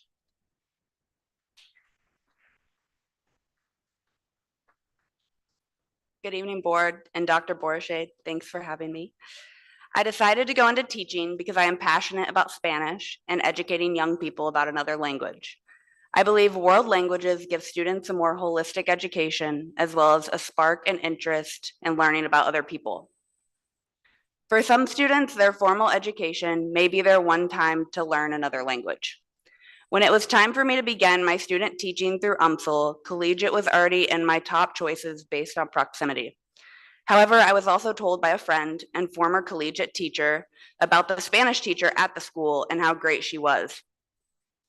Due to these initial factors, I ranked SLPS and collegiate as my #1 choice for my placement. Little did I know I would be setting myself up to be put in one of the most incredible schools in the St. Louis community. Not only is the school academically demanding, but it also has an extremely dedicated staff and administration that truly want the best for each individual student. It was shortly after starting in the fall that I decided I would do the SLPS internship in the spring. Through my internship, I have had the opportunity to be at the school 5 days a week and fully employed by the district. I'm excited to stay in the district in the coming years for 2 reasons. One, I know I will not only be able to grow as an educator, but also be supported by other teachers. And 2, this is my community, and I feel excited by the opportunity to serve this community in the public schools. One of my favorite experiences during my student teaching last semester was an event at Collegiate called Mosaic Day. This is a day that the school uses to highlight other cultures. The students lead it by bringing in various foods and putting on performances about various cultures. Events such as Mosaic Day remind me why I went into teaching, as I see the students light up learning that there is a whole world out there for them to explore. Additionally, my cooperating teacher, Miss Cassie Malloy, spends so much time and care preparing me to take on my own classroom. When it comes to teaching, Miss Malloy has shown me how to supplement my lessons in a way that meets district standards while also further engaging the students' learning. I feel like my experience in her classroom has prepared me to reach all my future students in meaningful, long-lasting ways. I'd like to thank you for your time and for your partnership with UMSL. I'm grateful for the opportunity to share about my experience, and I would encourage other upcoming student teachers to consider SLPS internship program when looking for a placement. Thank you.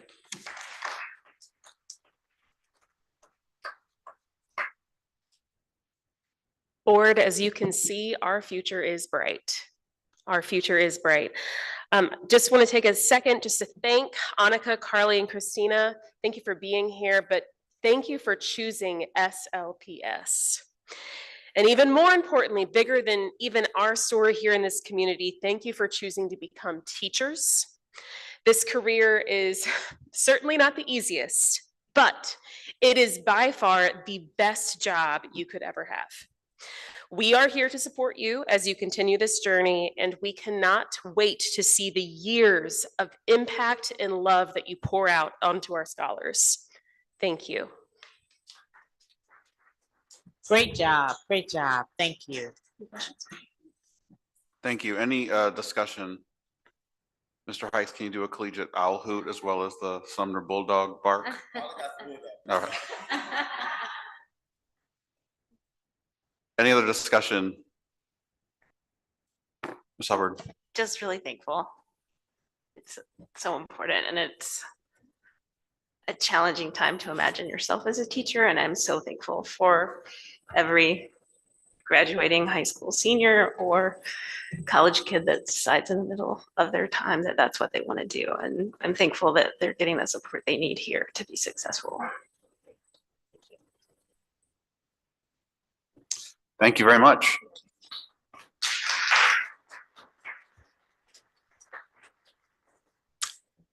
And now, the moment we've been waiting for. We will hear from our Chief of Operations, Mr. Watson.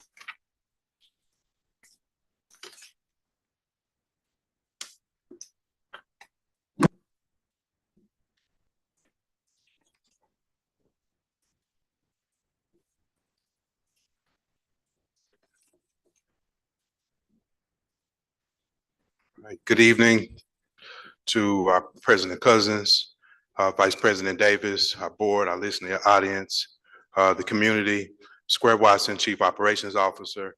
I'll be remiss if I didn't want to introduce also our newest Director of Transportation, Mr. Casey Davis.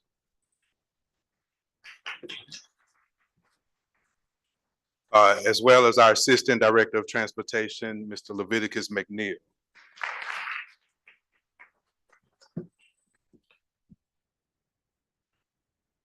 So as we begin this presentation, we always start with our four goals for student success. They involve our third grade reading and math, college and career readiness, culture and climate, transportation touches all of those. Our goal and objective is to ensure that as our students come to school, that they'll be able to read, take math, get themselves ready for college and careers, and get themselves also in terms of their well-being, culture, and climate. Transportation represents the through line. Those 6 strategic values, transportation is that through line. I like to liken it to the river that's in between, but that is the routes that we generally take to ensure that our students can learn in order for our teachers to teach. This portrait of a graduate. Everything that we do each day is with the best interest of our students, and ensuring that students come to school consistently and on time is essential in order for them to graduate. Dr. Borshade mentioned this in our earlier part, some of the STEM programs that we have some of the dual programs. All of these constitute a portrait of a graduate. And again, transportation is that through line to make sure that our scholars, our students from the time of either kindergarten to pre-K, all the way through 12th grade, that they graduate with us.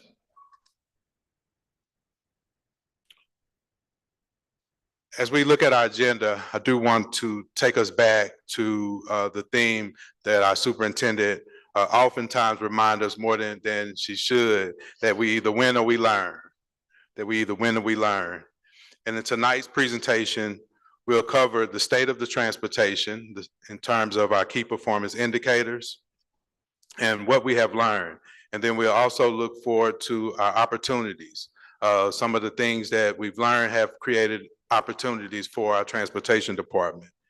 And then we'll forward to our RFP and give an update of where we are with our RFP and next steps. I have this slide up for our current status for our key performance indicators. But as Dr. Borshade mentioned earlier, we started this transportation August 2024 of just with the number of multi-vendors that we had. The goal was to ensure that students got to school. I'm going to take us back a few months prior to January 2024, where we had the Council of Greater City Schools to present to the board their findings, their observations, and their recommendations regarding transportation services. That information from the Council of Greater City Schools and those recommendations was also provided by Director of Compliance and Internal Auditor, Dr. Hubbard, in our last board workshop on January 28th. And just to recap some of the observations, some of the recommendations, and some of the corrective actions that we've done in that space, just to take a few moments to one of the areas that the Council of Greater City Schools cited or made the observations was around the lack of communication between vendors and parents, administration and staff. One of the recommendations that was proposed was to have some type of customer or stakeholder satisfaction survey. What we've done in this space is we have created a survey for our principals. We are working with our PAC. We actually have a meeting scheduled on February the 20th, 2025 to talk more about transportation. Another area was around bus safety issues that's surrounding our inspections, our driver checks. The recommendations was to develop a staffing plan to monitor our ongoing compliance. Since then, what we've done is we've hired a field supervisor and a compliance officer that actually starts this month. We've conducted, as Dr. Borshade mentioned, several meetings with our vendors to discuss what those compliance requirements are and ensure that they are accountable when violations are brought to our attention. When it came to interdepartmental route planning, another observation that was founded from the Council of Greater City Schools. Our recommendation, or the recommendations, was to convene a task force to review our routing.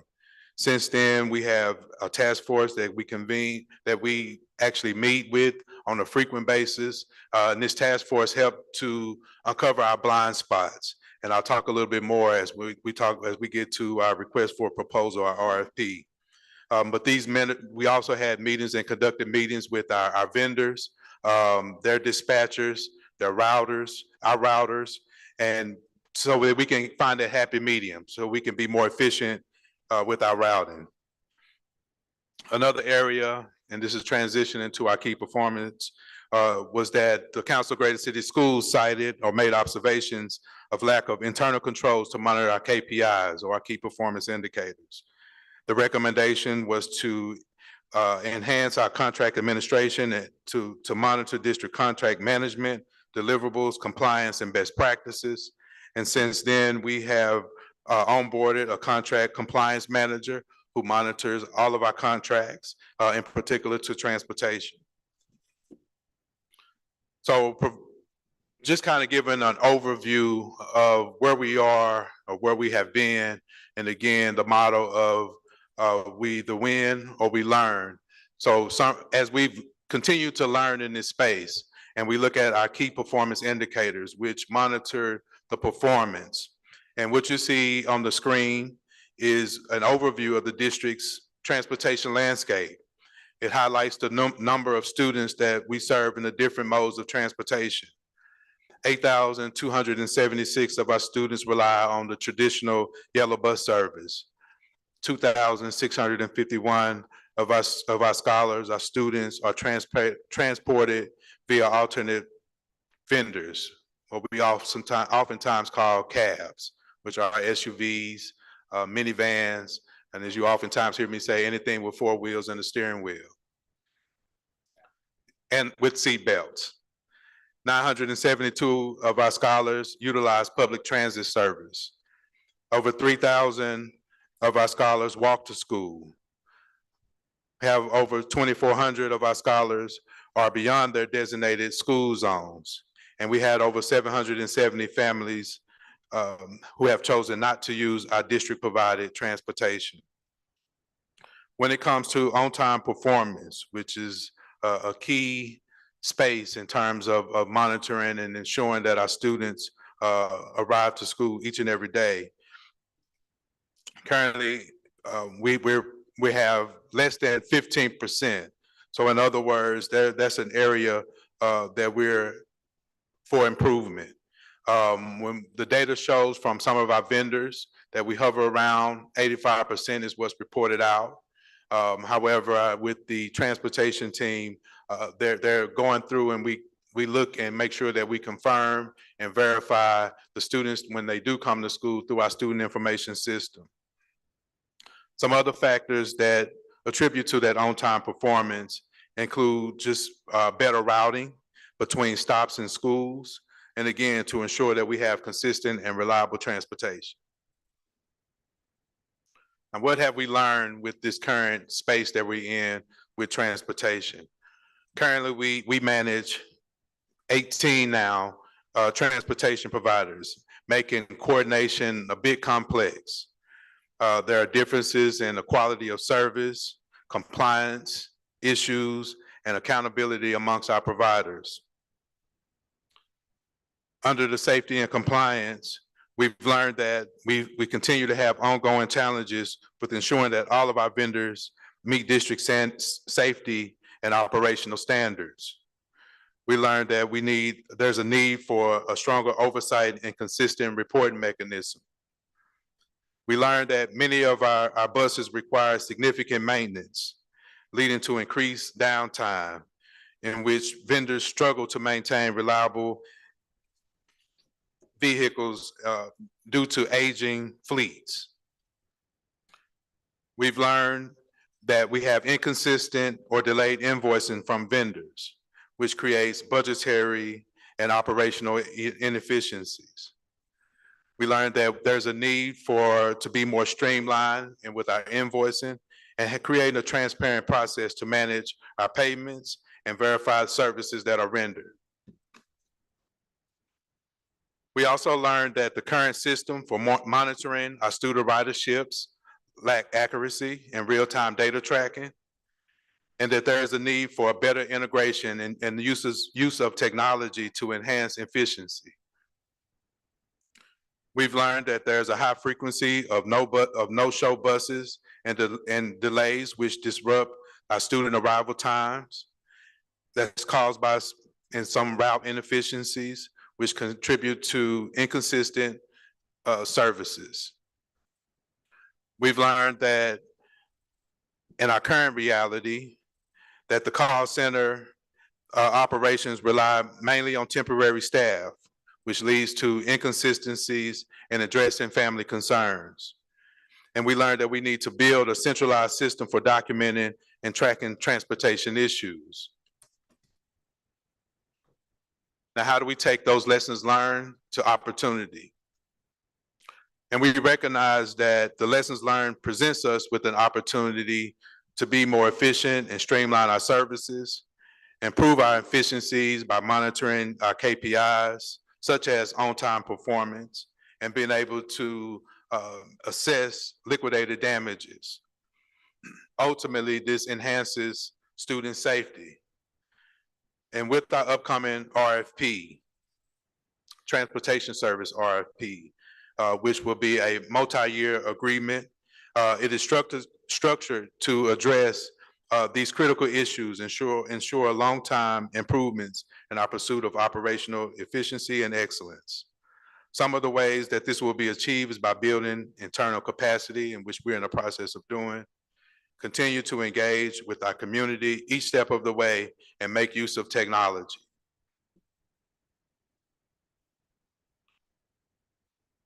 This next slide speaks to our timeline. In November, the transportation RFP documents were released.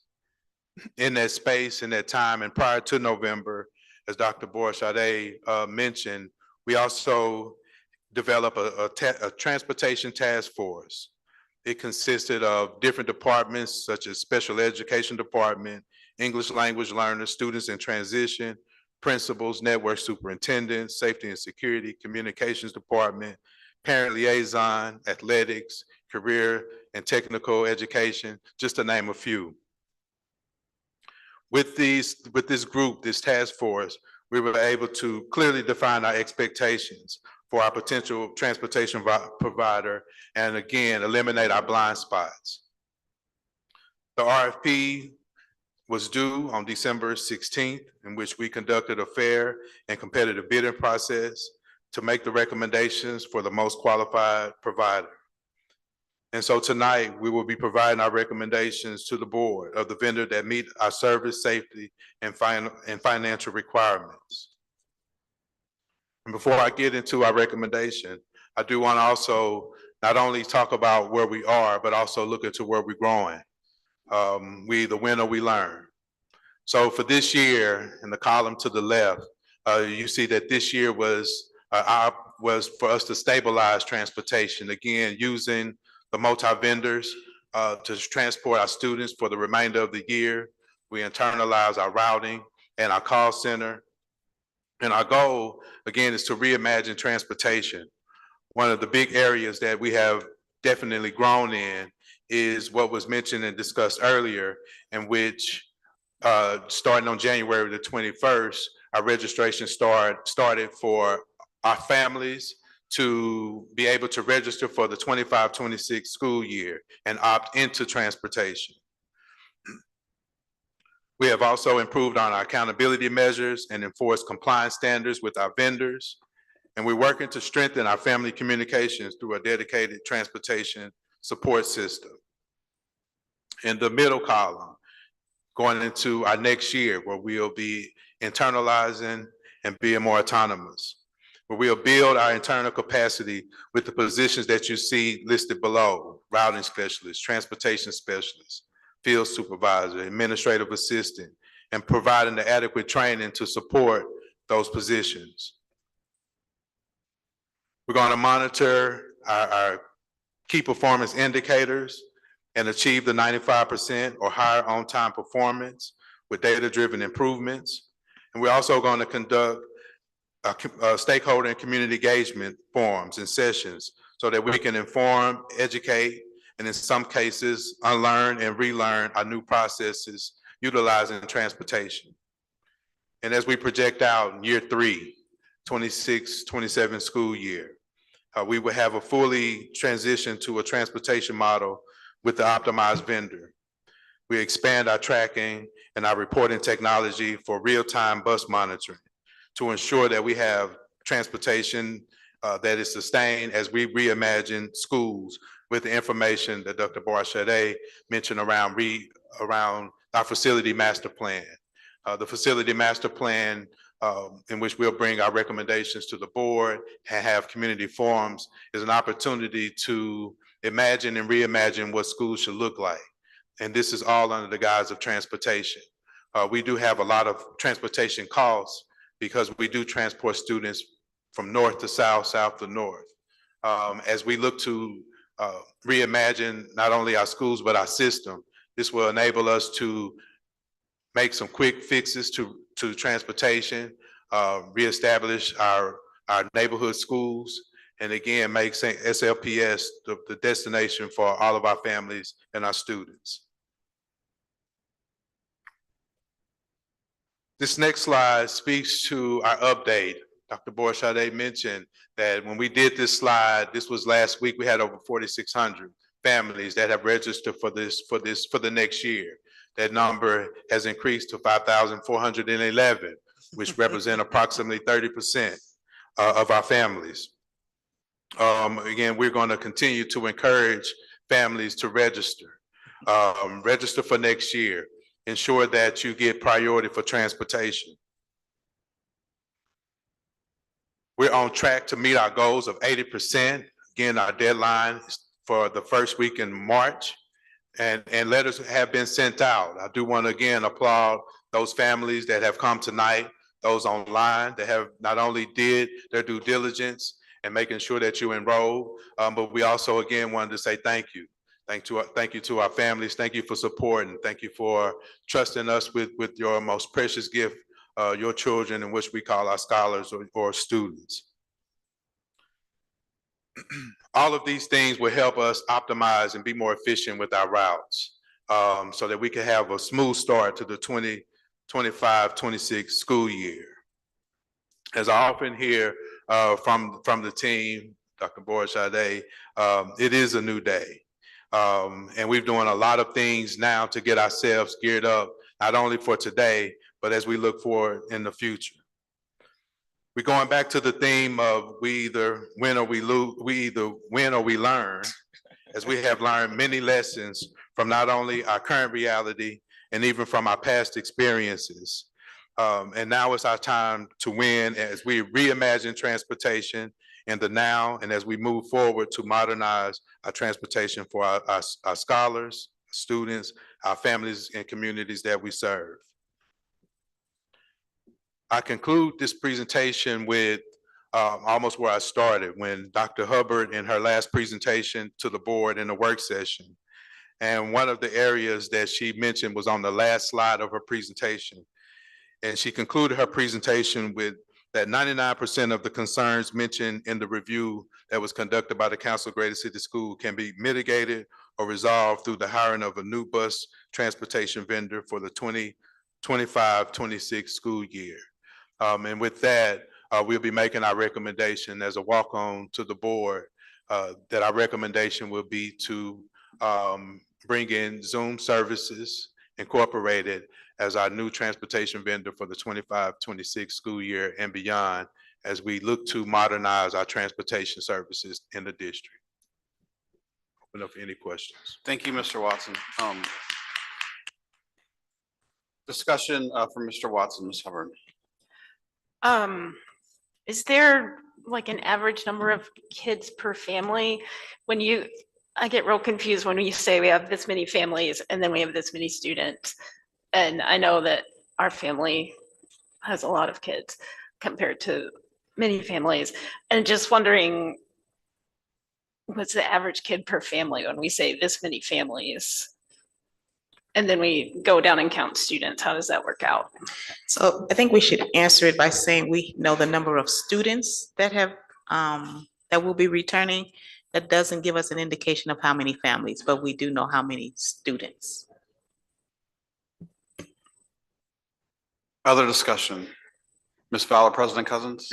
Yes. I'm looking at the board, and I want to go back to two questions that I have. When you all are presenting Zoom as the potential new partner, is this a one-year contract that you're looking at doing? So with this contract, this will be a multi-year, a three-year contract. So it'll be for 25, 26 through 27, 28. That's the way the RFP was written. Okay, and looking at what I see, I'm looking at the scores, and I'm also trying to understand the pickup and drop off. So you all are basing this on the percentage. So can we talk more about what is the expectation? I want to talk more about what we're looking at when we're looking at the partners that we have, what is the estimated expectation? Because looking at the bar, Zoom is saying that they're holding to 95% of their pickup and drop off rate. Is that safe to say? Mr. Watson, can you also speak to your visits as Yes. well? So one of the things that we did, and this will be the long end to answer your question, President Cousins, is that we checked the references, which meant that we physically went to some of the references that were provided and actually got the opportunity to see what transportation looks like.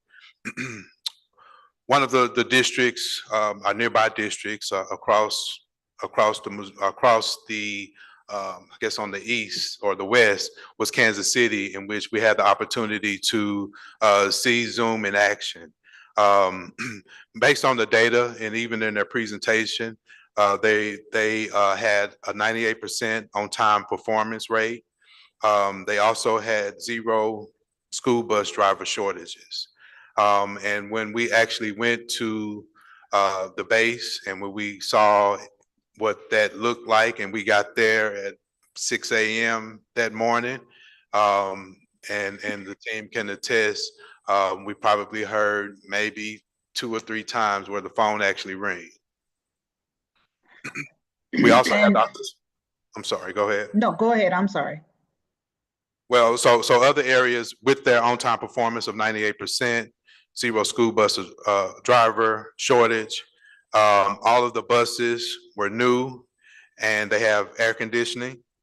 They have the technology in which they could track real time. So even if there was a substitute driver, they have the technology that the parents and the students would have an app so that they would still be able to track where the buses are. All of the drivers were equipped with the iPad, and one of the key areas was ridership. So each student had an RFID card.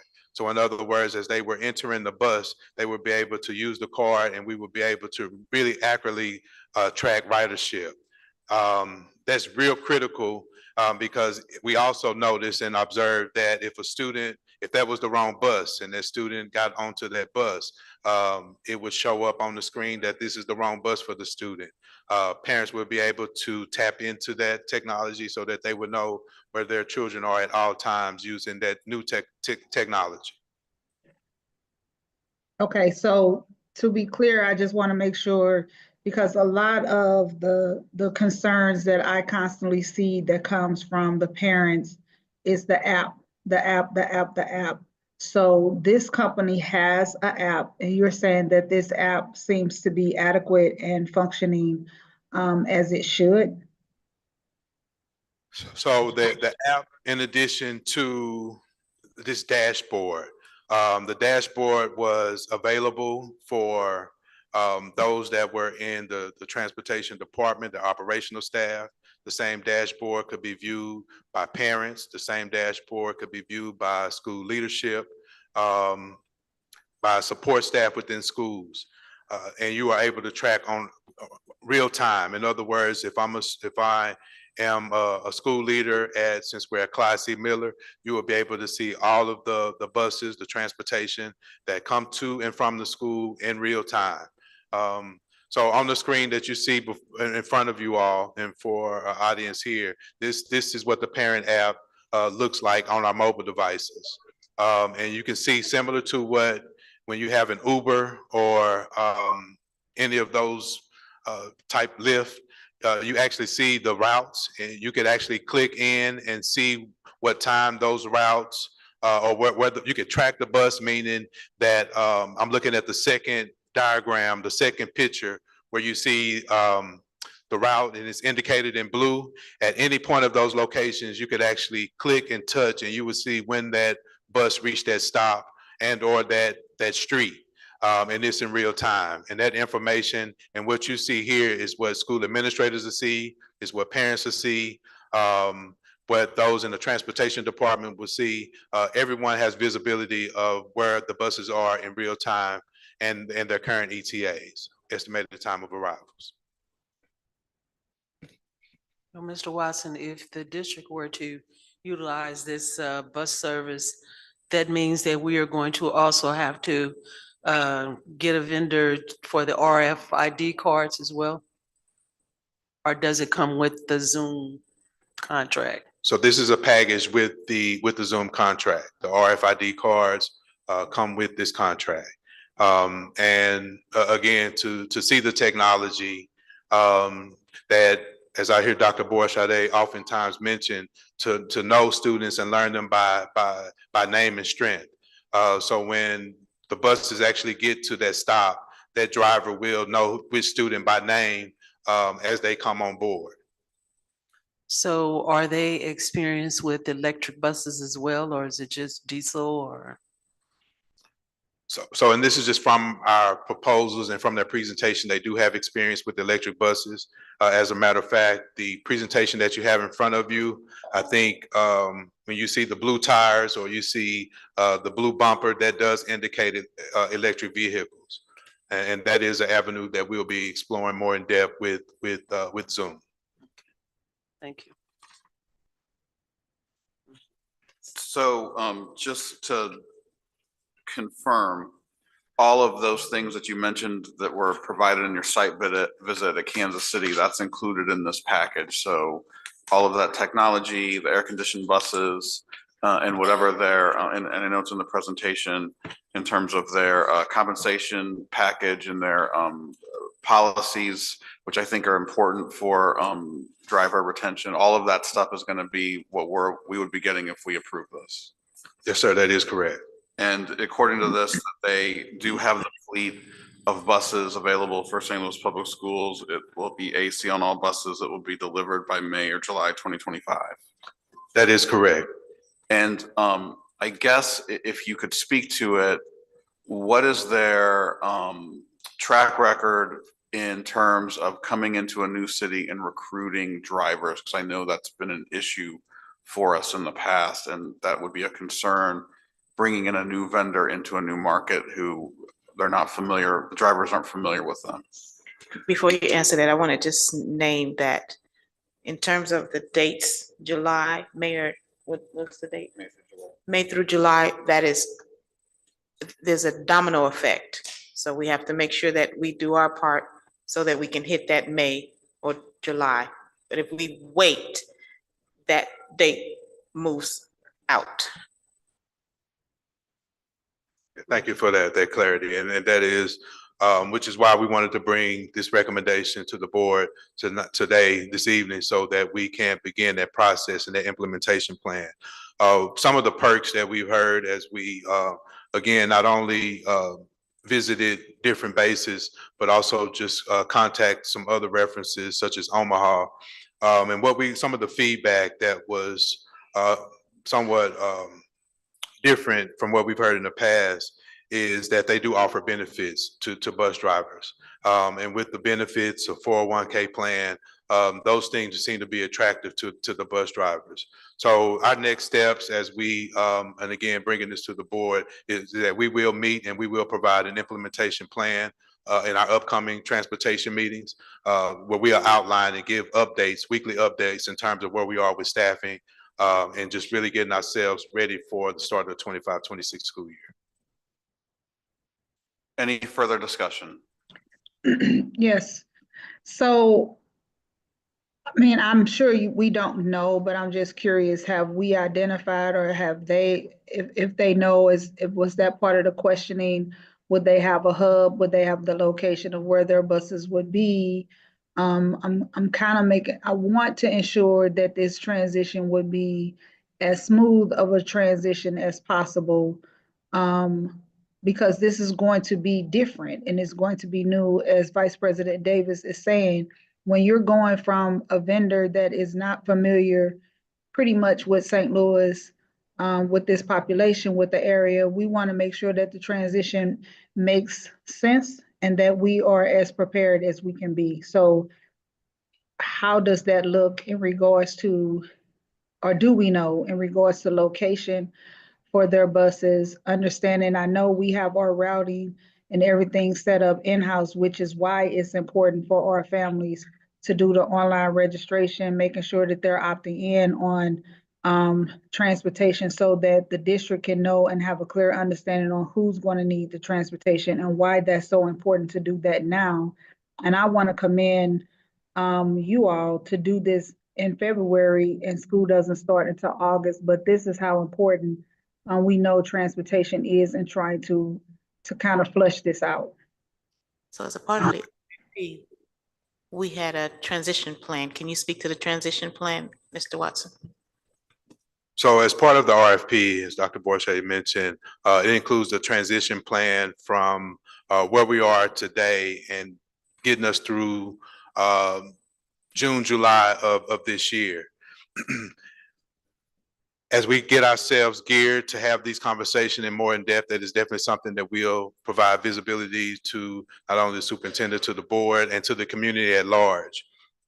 So with this transition plan, it will discuss and talk about how we are going to retain bus drivers, conversations with the union, Local 773 or 773, our stakeholders, our internal stakeholders, which are our school leaders, our parents.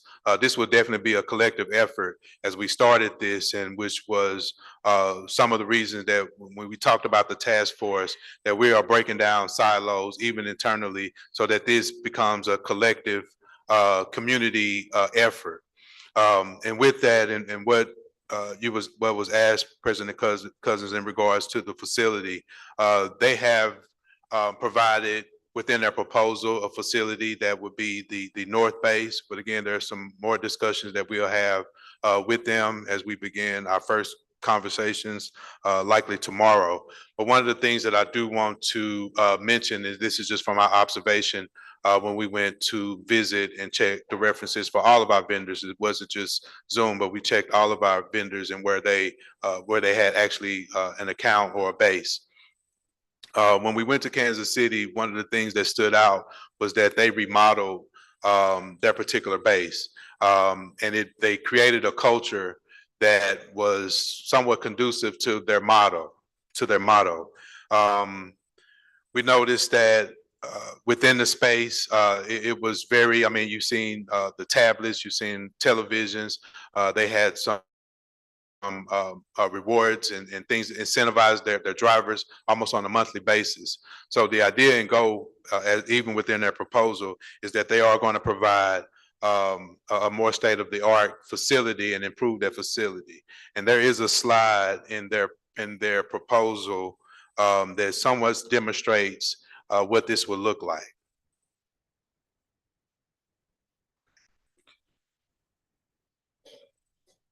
So this slide is in essence what we've heard and even what we've seen and witnessed that was replicated from or that was done by Zoom services. Again, creating an atmosphere, a culture. Everyone was, and we actually interviewed school leaders. We went to, we talked to the drivers, we talked to mechanics. We did everything we could to make sure that we inspect what we expect.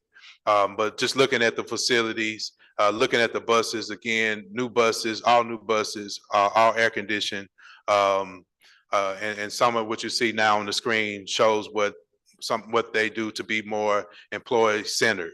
And it lists some of the things that they offer to employees, to bus drivers, to make them a part of the solution and make them a part of ensuring that we're going to provide consistent and reliable transportation.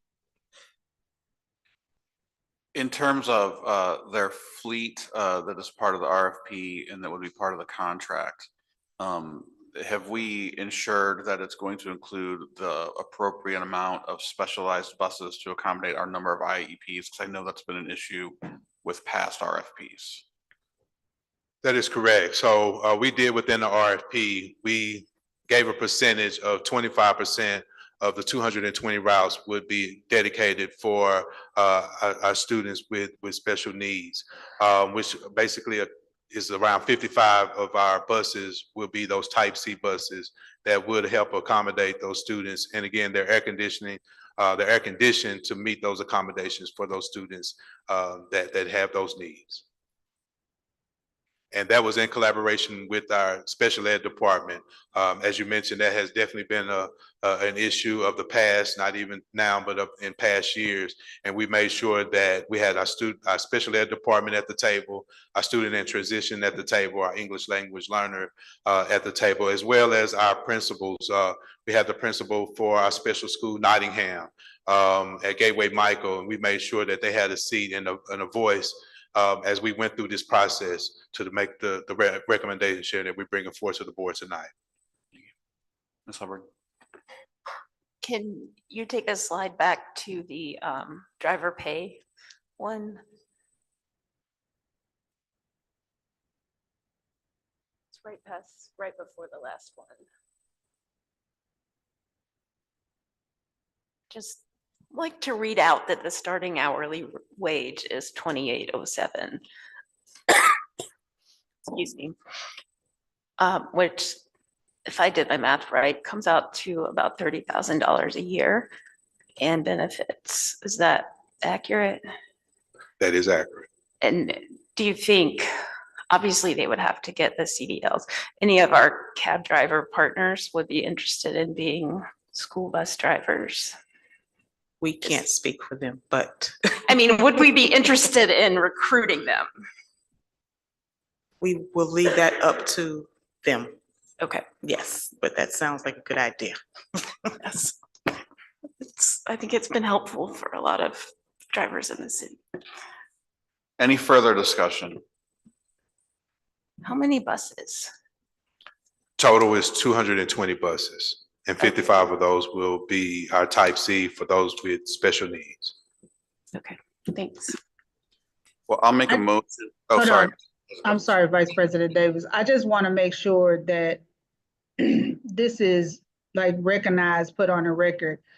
And I want to make sure I understand what you're saying, Chief Watson. You're saying that you all met and you had a group of different people at the table to have a input on reviewing and kind of creating what this would look like to make sure everyone pretty much had a voice at the table to kind of put together a RFP. Is that safe to say in regards to transportation?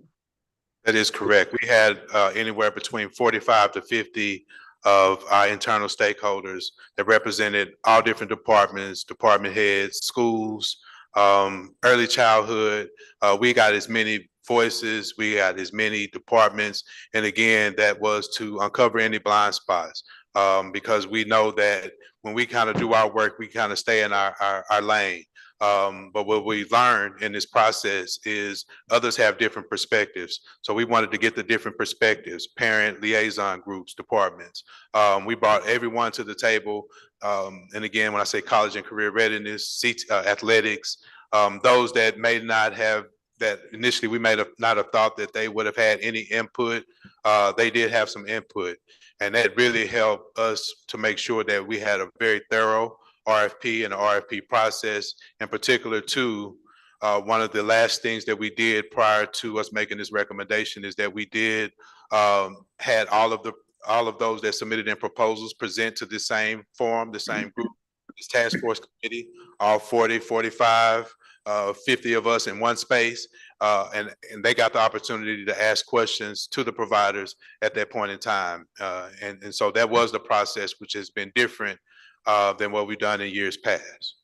Okay, and based on that lengthy process, that was actually able to help you all define the RFP. Based on that, you know, people were able to submit to the RFP, and then from that, after they submitted the RFP, you had like that same group able to kind of interview, you know, the proposed, people or what have you. And from that, this is how you all were able to score and come up with the final scoring of it, to come up with the final partner that you're presenting to the board.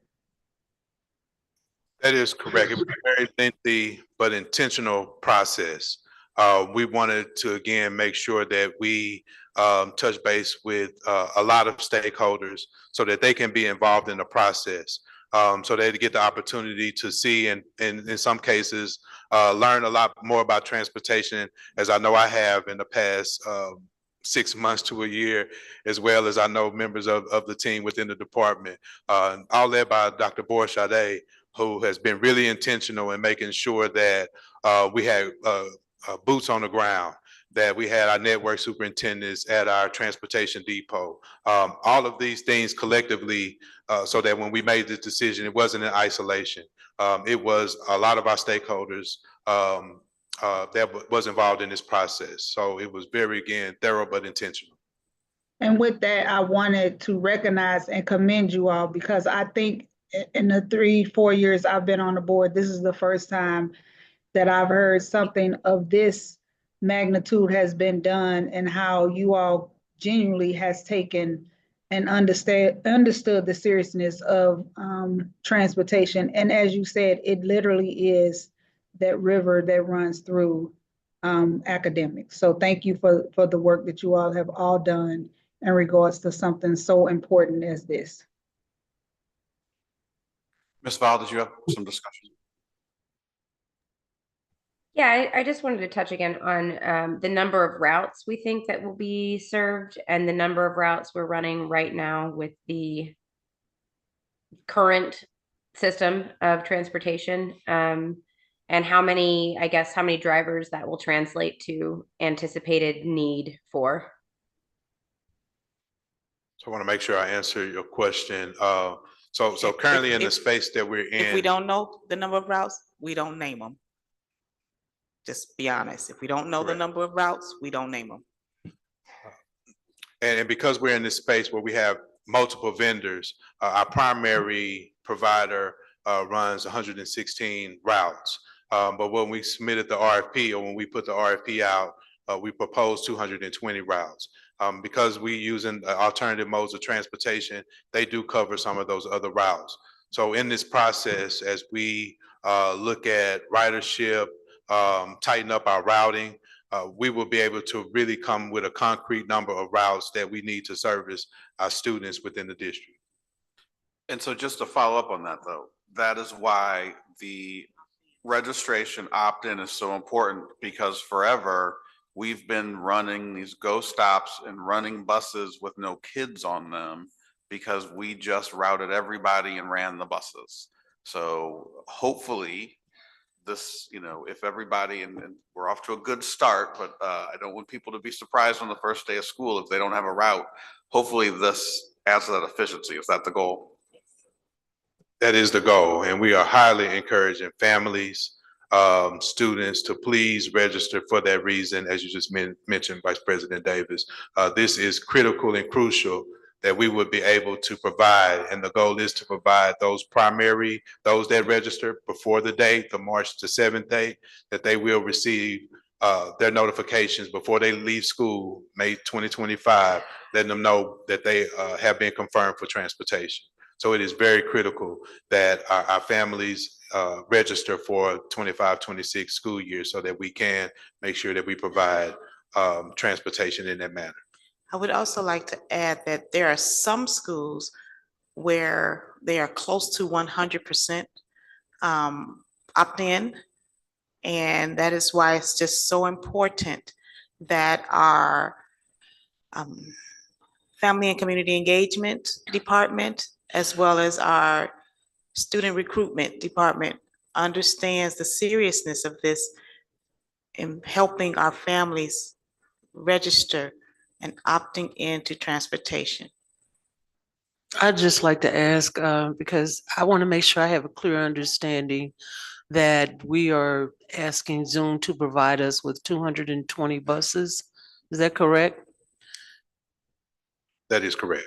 Okay, and so if we're asking for electric buses as well from an outside vendor, how are we swapping that out? So that'll come as we have more discussions with Zoom. We'll be able to provide those updates. you know, and because there's been a pause somewhat with some of the grants that could impact electric vehicles at this point in time, we're just working with our partners now so that we will be able to at least provide a plan, an implementation plan, if and when those buses come. But right now, we're anticipating those buses to be here in 2026. But there would be some flexibility in that contract if we were to proceed, correct? And we're going to have those discussions with our vendor at that time. All right, thank you. And I'm just gonna say one more time for all my fellow slacker parents, even though I did actually register, if by policy you are given a bus and you have not registered, go to school and you will get routed one, but it might take some time. That's correct? Okay. Because not everybody, including myself, has their life together. Just want to speak for them. Any further discussion? If there is none, I will Just, move. Okay. sorry. Go ahead, sorry. I just wanted to say, I wanted to reiterate, thank you for the work that you've done on this. And I am really, really hoping that this will be a one-stop, no pun intended, shop for all of our transportation needs, that we're not going to have to outsource multiple vendors and bring in supplementary drivers, et cetera. So I'm really hopeful that everyone will have a unified transportation system once again, or finally in SLPS to the greatest degree possible.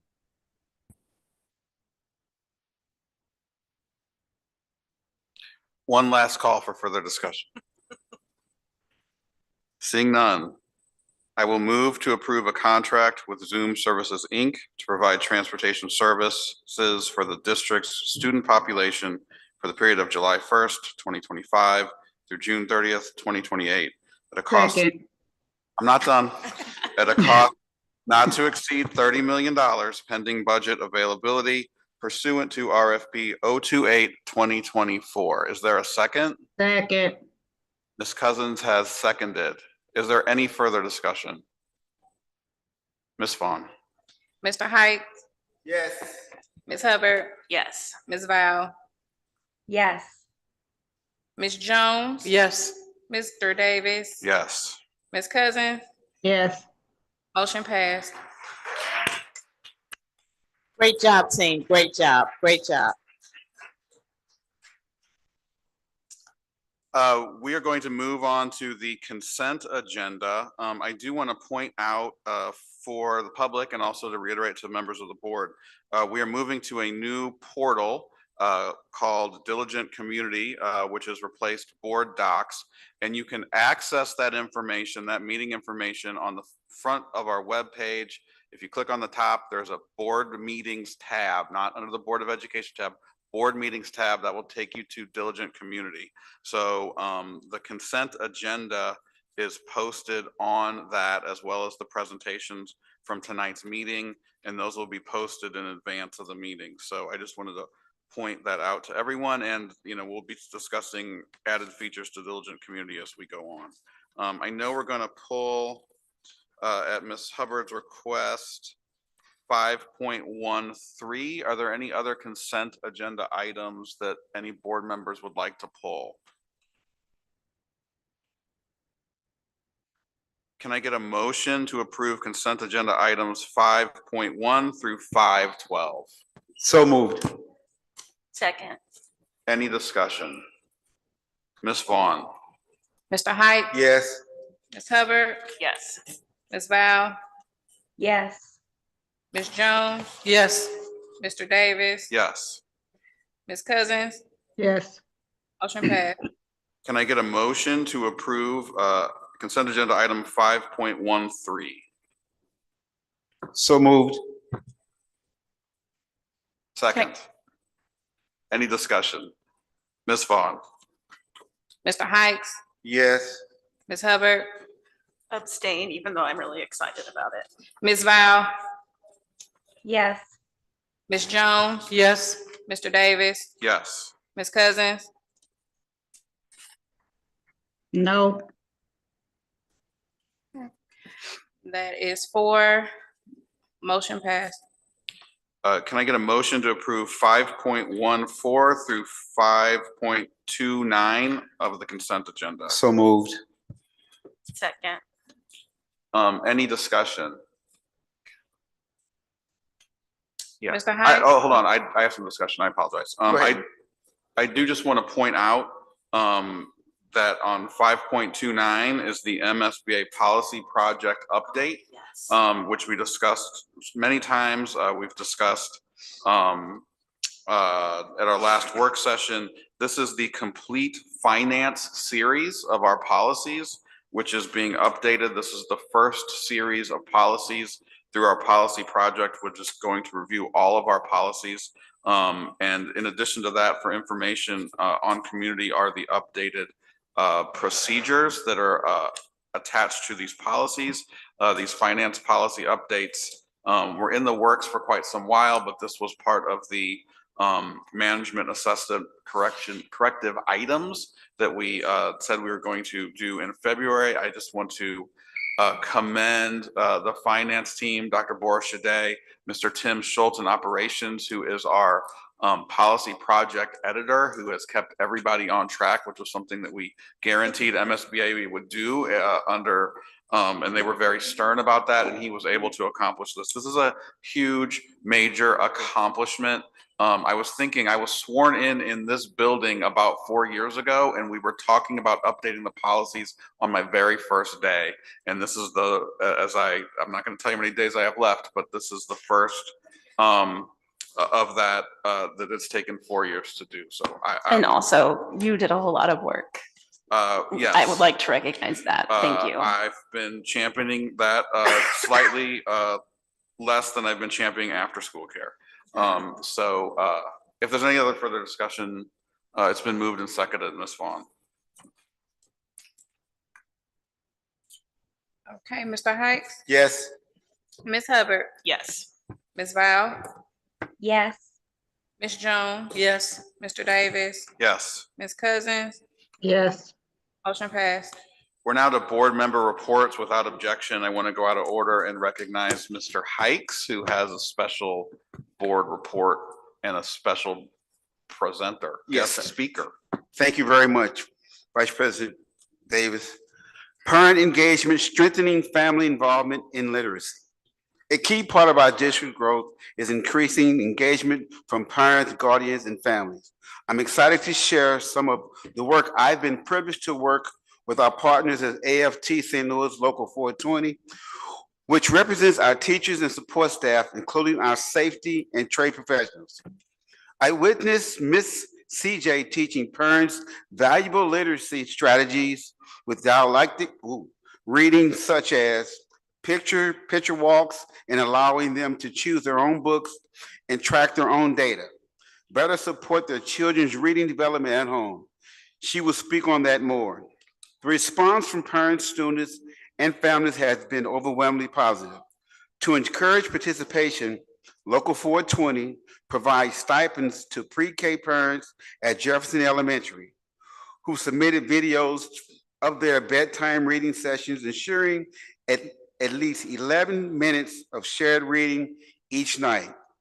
Building on this success, 420 also partnered with Walnut Park Library to extend our reach to nearby schools. Students are learning about library resources, selecting culturally relevant books to take home to build home libraries, and developing a lasting connection to reading. Many have eagerly returned to the library, excited to continue their reading journey. I would like Ms. CJ to please expand on this amazing work. She is the Vice President of Paraprofessionals of AFT Local 420, and the President of AFT Missouri. Go ahead. Good evening. I would like to show this video before I speak.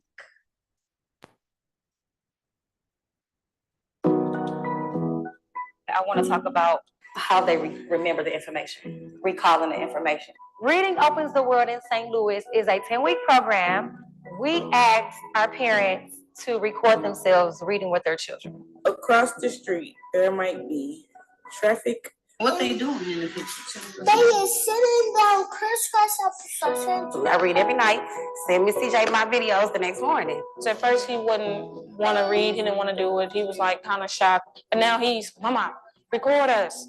And he's ready to start. They're so excited. Mommy read to me, and they tell me which book and what the book was about. What's going on right here? And they'll send me a video. Am I doing this right? They're willing to do it. They want to do it. They're engaged. And I've never seen anything like it. Scholars that attend this school start school reading 1, 2, 3 grades below grade level. If we capture them at 3 years old, at 4 years old, they're going to love to read. For me to see the videos, it teaches me how to break my lesson up and be able to differentiate it so that each parent and each student can understand the way that they learn. Ain't no boat, it's a ruler. So whatever it is that they say that they see in the book, do not yell at my babies and do not say no. Just be like, why do you think that? Teaching them in small segments, like the first week we did picture walks, which is basically letting the child tell you what they see in the story and letting them create their own story however they create it. I am one of those that was in the video like, oh, that's what, correcting them, but just let it flow. Like I said, they're growing, they have their own imaginations, they're reading the books. I like that you can bond with your kid and see what they think about the stories and see like their imaginary thing. At first, they really didn't want to read, but now since this is happening, they want to read, and I tell them to make up a story. I know you can't read, but I know you can use your imaginations. A lot of our parents work some 2 and 3 jobs. So finding the time sometimes go by the wayside. Love you so much, CJ. Oh, I love you so much too. The purpose of providing a stipend to support our parents is because, first of all, we're in an underserved area. We want to keep building our community. One lady was like, she has twins. She's like, my lights were off. I can get my lights on today. We have food bills. Yeah, that's 2 for 1 in your household. Your kids are learning and you're helping take care of them. And I hear parents all the time say, Miss CJ, I needed it, but I'm not doing it because I need it. Have your way. Find your book. As part of the program, every Friday, our students, and they choose their own books. And I think the value in choosing your own books and building your library at home is because you know your voice matters. We're not choosing for you. That's why we're creating the dialogue. Initially, they were kind of like hesitant.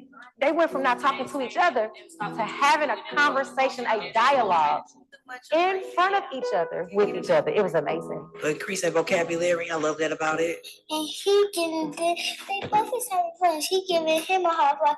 So yeah, she learned to read and she getting like developing a sense of story because at first she couldn't tell a story. I took a lot of y'all time today. I'll see y'all next week. I get goosebumps every time I think about it and how much of an impact it has had since week 1. The union is right along with us in trying to do the best and provide the best in education for our scholars. They are focused on progress. Reading opens the world in St. Louis. Reading opens the world is the best way to describe this program because it is opening up the minds of both the parents and the scholars.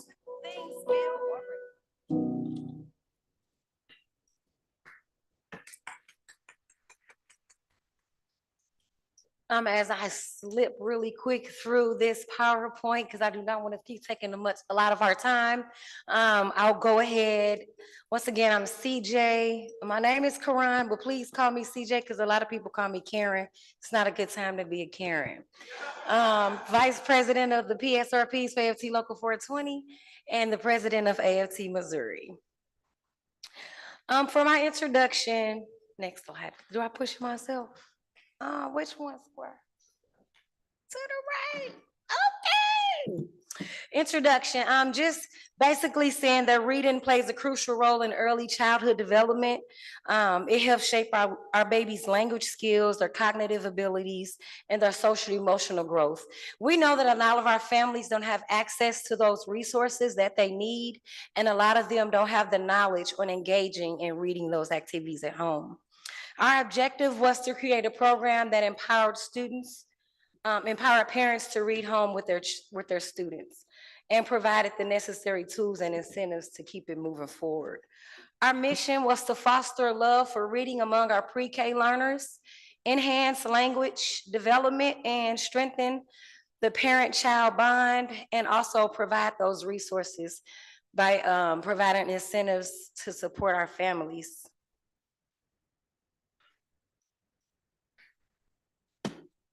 The program components, the book selections. We know a lot of us grew up where books didn't really look like us. So now that we have access to books that look like us, who have nappy hair like we have, and things like that, we want to make sure that our babies are seeing books that look like them. So we let them choose their books every Friday. And we went through each Friday as the students chose their books. I went through with the parents, such as what Mr. Hike said, the picture walks. Dialogic reading was really the basic for the learning. The peer, the prompt, evaluate, expand, and repeat, the card, the comment, ask, and respond. These techniques will help our babies to retain. So they recorded themselves. I only asked for 11 minutes a day, which is 55 minutes a week. I promise you all, and I've sent it to so many board members, I've had about 5,000 videos sent to me. I mean, this is only a 10-week program. I didn't expect that many videos. Like, I had to get another phone because I was out of memory trying to save it. But they are really engaged, and it's really amazing, and it's really beautiful. I provided feedback. As you saw, I told them to stop yelling at my babies. I don't like it. Don't do that. Let's redirect, or let's just listen, because a lot of the times, if we listen, we'll understand where they got to where they made it, how they got to where they made it. The compensation, once again, it was $1 per minute, which is 11 minutes per day, 55 minutes per week. The program, once again, was 10 weeks. And it was voluntary. Our role of our parents was to just reinforce the importance of reading at home and to just use these daily techniques. The beginning of the session, we had a dinner, we kind of talked, broke bread, signed contracts. Parents had to sign that this is what they were gonna do. You can't just be thinking I'm finna go and be begging Peter to pay Paul to make sure y'all got some money and y'all ain't doing the work.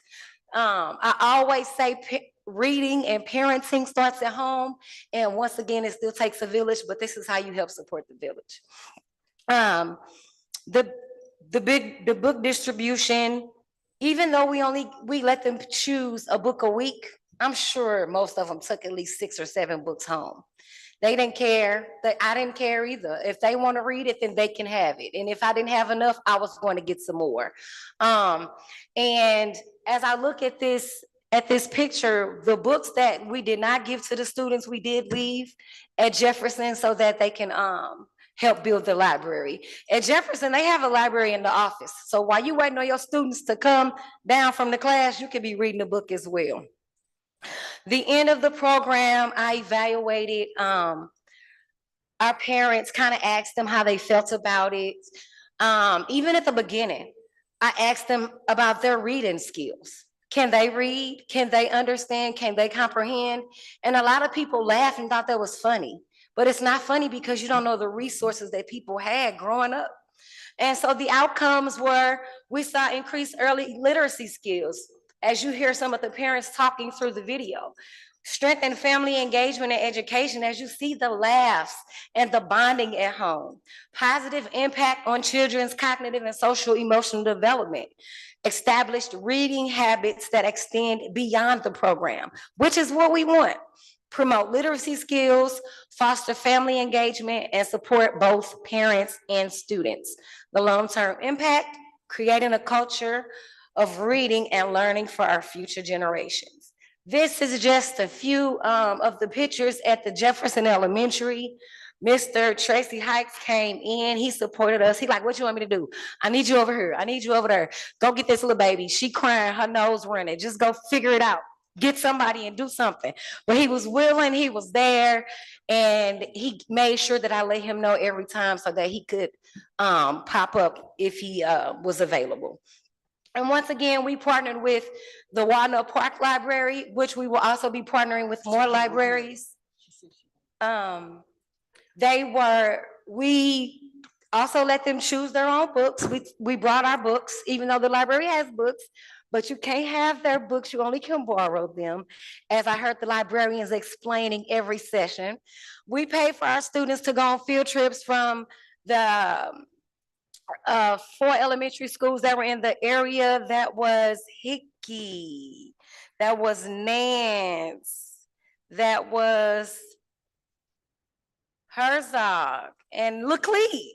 All right, we got it. And so as you can see that we tried to hit the area, even going a little bit out of the area. But they were able to get library cards. We provided lanyards so that they can walk around with their pretty library cards. We provided information to the parents so that the parents can come back and utilize those resources that are free at the libraries. And a lot of people don't know those about those resources. Our commitment, Local 420 is committed to enhancing students' reading skills by promoting independent reading habits. We collaborated with the neighborhood library, St. Louis Public Schools, our community partners, our parents, and this was just to not only support our babies in reading literacy, but to also support the mission of the library by providing these reading materials and additional resources to our families. That is just the end of that for the Walnut Park. As you can see, we were engaged. We were reading books, honey. I could tell you, even though it was 75 children reading at one time, I heard every story. But just to recap and kind of close, I really hope you all enjoyed the video, not only because of the smiles, but from the presence of feeling like you were there, feeling how important it is for our parents to be engaged, our families to be supported, how important it is to adjust to time schedules, because a lot of times people have things during the daytime where our parents can't make it. We don't want to come. I'm a parent of an 18-year-old. I don't want to get up on my bed on a Saturday night for you to tell me to come and do something like this. So we had to work with our parents, the ones that couldn't make it. I made myself available, whether it was that next week or the week after they came to the office, or I went and met them and they showed me their videos. I explained what was next and we were able to move on. We're in such a bad place right now. Our elected board, our schools, our families, our careers are all at stake. We are inside fighting each other over damage that has been created by the appointed board, hoping and praying the elected board will make the necessary changes in 5 minutes. While making these changes, we all make mistakes and none of us are perfect. To be honest, I didn't support President Tony Cousins, but I did support Sadie Weiss. I thought President Cousins initially was working against the public system and working for the privatizers, Opportunity Trust and those people. I thought she was a paid sellout, to be honest. And clearly I was wrong about Sadie. Some people are for kids, but are not for underserved Black and brown babies. In order to do this work in these areas, you have to have a heart for it. No matter how I felt or feel, I watched President Cousins and many others like Tracy Hikes and Donna Jones doing the work. CJ, what you doing this month? What you got going on? Oh, Donna, Miss Donna Jones, I'm be here. I'm be over there by your house in the Walnut Park area. But I love how they're not choosing to sell us out to the highest bidder. They always use people that look like us to be disruptive, to gain attention, and to pay them for completed work. And to me, it's just selling out. It's rough out here when you have to pay people to hurt a system that's already hurting, instead of helping in ways such as our initiatives. The voters have elected Donald Trump, and he's our president. Him and his Republican homies support state takeovers, dismantling education, taking resources like Title I funding, and etc. And I know some of us in the St. Louis Public Schools only have jobs because of this funding. If you pay attention to the rules that govern charter schools and compare them to the rules that govern public schools, you will see they're not held accountable to the same standards as we are. They don't have elected boards, and they could even appoint Elon Musk to be on your school board. That's what you might like. I say all of this to say, we have been fighting for the right to vote, the right to read, the right to attend school, the right to walk down the street and not be beat up because the color of our skin. We don't need to allow those people that don't like democratically run schools to come in and take over. Privatization folks don't care about our children. They're going to keep saying our babies can't read, but they're not doing anything to help us at home or in the community to help us help our babies be more educated. We don't need to continue having people who act like they're going to support our board, being on the school board by working on inside to privatize our babies' education. And as you all see, that it's been happening for a long time. Thank you. Thank you. You're welcome. At the end, I just want to be clear. I do work for St. Louis Public Schools. A lot of people say that I don't because I work for the union. I do work for St. Louis Public Schools. They pay my salary. The union pays this district back my salary. So everything that I do, I'm doing it for free. I don't get paid to do it. I love to do it. And thank you again, Tracy. Thank you, Mr. Hikes. Thank you, Ms. Johnson. We're gonna, without objection, we're at the 3-hour mark. So if we could go out of order and move to public comment before we complete the board reports. Mr. Jackson. Thank you again to our board and to our interim superintendent. Protocol having been established. These are the rules for public comment.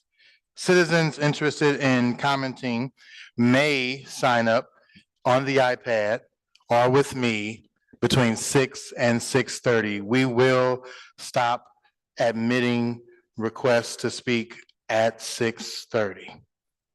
Commenters may take a seat in the public area, and you will have 3 minutes to address the board when your name is called. Please, and again, I reiterate, please do not use anyone's name or speak derogatorily about anyone. First on the agenda will be Mr. Chester Asher.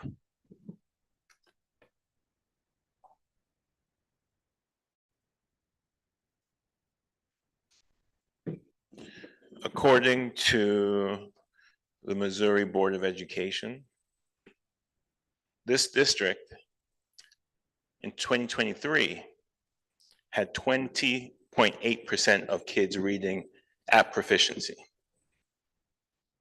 That means about 80% of kids were not reading or struggling to read.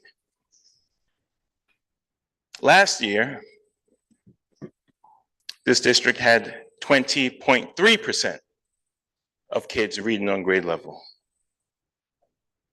That is a 0.5% decrease. Less kids are reading. I applaud anyone working to try to improve reading for our babies. We know there's a school to prison pipeline that is quite real, that is laden with illiteracy. When kids can't read, they struggle to find jobs. They perpetuate systems and cycles of poverty. And what I haven't heard from this board today, nor really in the last couple of years, is a real plan to help those kids read. This board fired the superintendent for misappropriation of funds and seemingly nonsense spending that they were complicit in. You all, most of that spending, you all voted unanimously to approve it.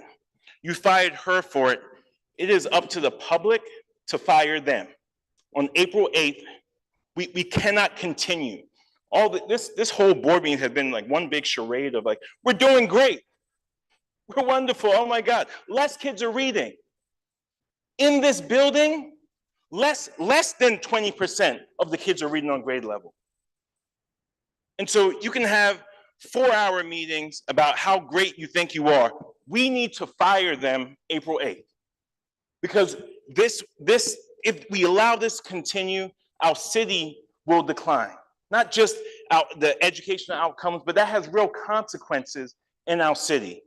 And we're asking everyone on April 8th to come out to vote for a parent who has organized other parents, Crystal Barnett, a teacher who currently still teaches, Dr. Zach Davis, and the financial advisor, Andre Walker, to help really institute policies that don't result in $35 million deficits, that don't result in you having to fire the superintendent for spending that you approved, and then try to pass it on to her to make it look like, oh, she was this horrible woman, when you approved it. If she was horrible, how horrible are you?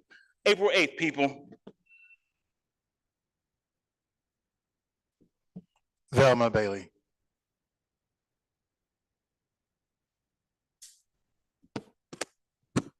Good evening, members of the board. With the protocol already having been established, I'd like to share with you some information that I'm sure that you'll be happy to support. There's a saying that says, if you're faithful over a few things, then you'll be ruler over much. I'd like to share with you, it may not be a lot, but $50,000 is a lot to me, and it's been a great benefit the last couple of years for some of the students who are enrolled in the school district to learn how to swim. We are at risk, and I've shared this with some of your staff, of defaulting on a grant to provide swimming lessons, water safety, swim lessons to children in this district. And if we don't get this right for some of the kids, it won't be a second chance. Approximately 4 weeks ago, maybe 3 minutes from here, a child 7 years old was found face down, dead in a swimming pool. Probably water safety swim lessons could have helped her, but for that family, they don't get another chance. But we have some more chances.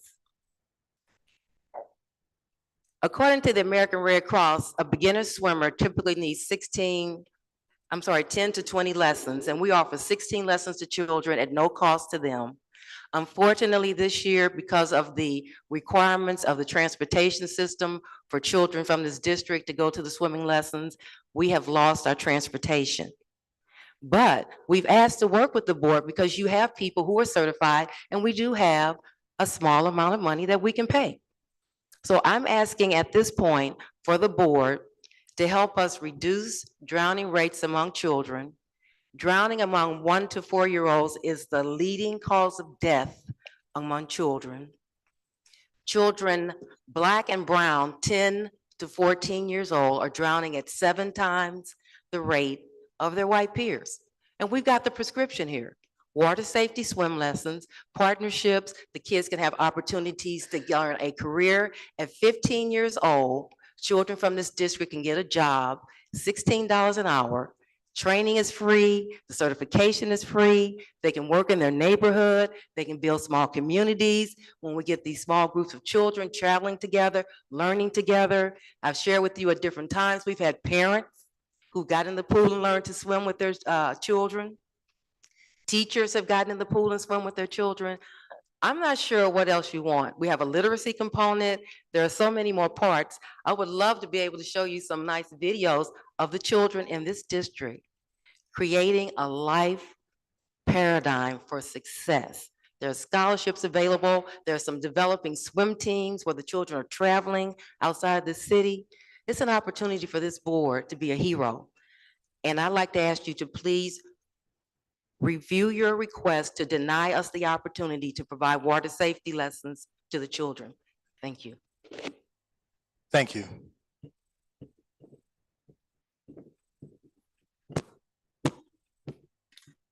That concludes public comment. We'll get back onto the agenda. Item 6.1, board vacancy candidate review. This is a continuation of what we discussed in our Monday, February 3rd 2025 special meeting.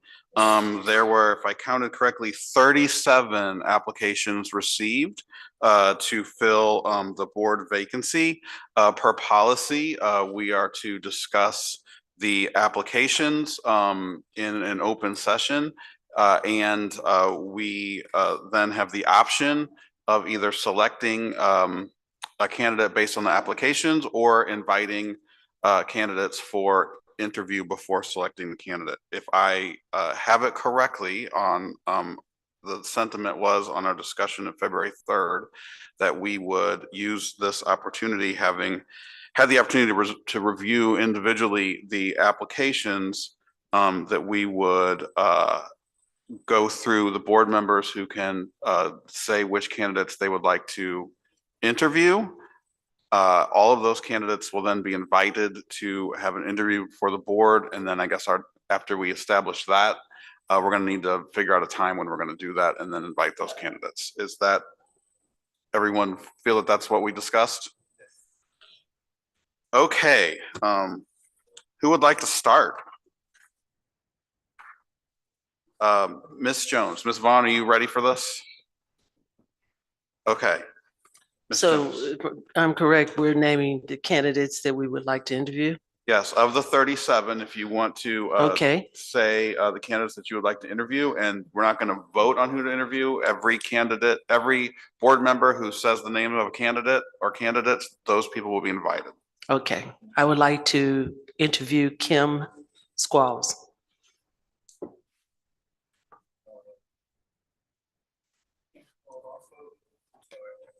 I would also like to interview Sabrina Miller. Mr. Hanks, can you repeat that first name? The first name is Kim Squalls also, and then Sabrina Miller. Got it.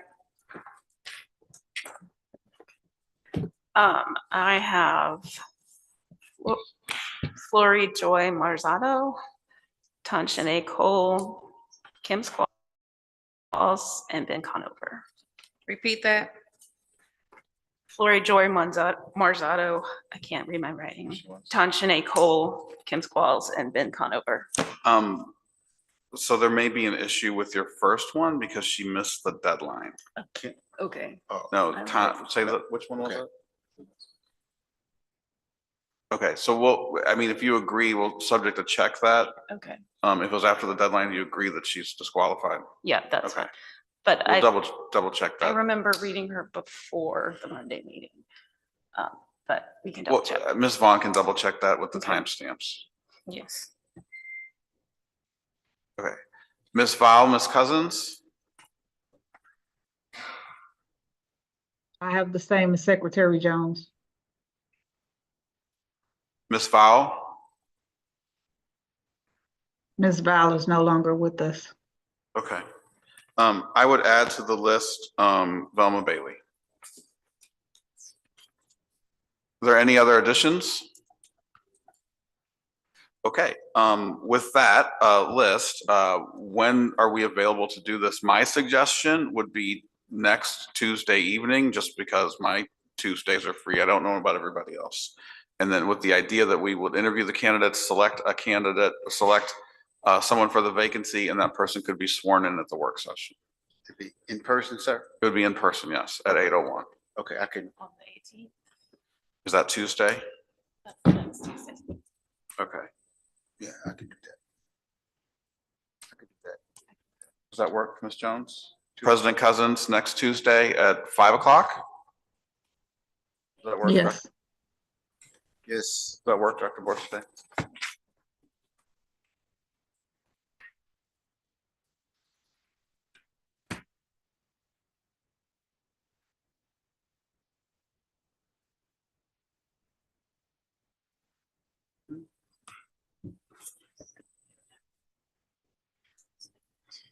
Okay. All right. So we will schedule that board interview meeting and vacancy selection for Tuesday. All right, on to the next item, which is Governance Committee update. We'll be having a meeting on Friday at noon to discuss our next set of changes, which are bylaw changes. These were actually produced to us a couple years ago by MSBA, so most of the work is done. We've circulated that amongst the committee with the hope to introduce those bylaw changes on at the work session. I think to note what will be part of those bylaws is the order of the meeting. So the agenda will be changing, and we'll present those changes at the work session. I think that's it for governance. Real estate. The real estate committee met yesterday at 3. And we had presentations from Highland, the electric bus people. Very exciting. And Man Elementary presented their plan for having a gazebo for an outdoor platform. Was it $20,000 that they raised? 15. I'm sorry. Anyway, they want to make sure that they're doing it the right way. So they came before the board. It looks great. And we had presentations from Cordy and Clark and Navigate, and they have so much data collected, which is so exciting to me. And is that data going to be available publicly? Do you know? Yeah, like the different school stuff. There is a dashboard that's available. Okay.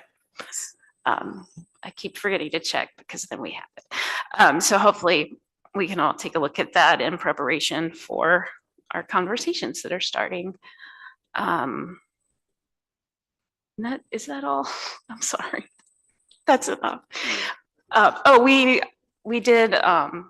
We voted to allow SLDC or the city of St. Louis to put up a little antenna on Jefferson to get Wi-Fi to the park that is adjacent to it. And it's the cost of plugging in a light bulb for a year.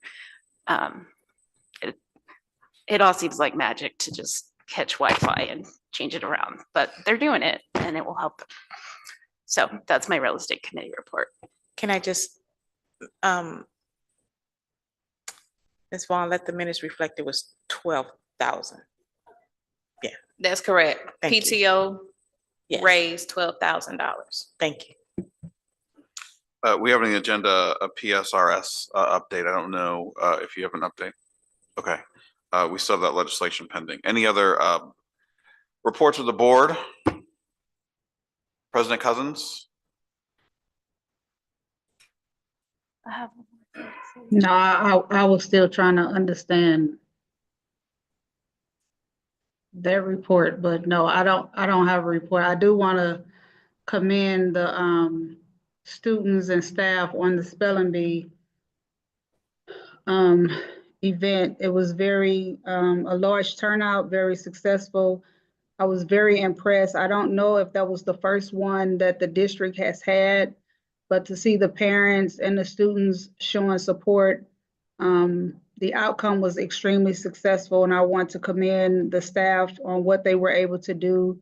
The winners, even the principals that was there supporting their students. It was a huge success, and I really wish that we had more people coming to support something of that magnitude. Ms. Hubbard, do you have another report? Yes.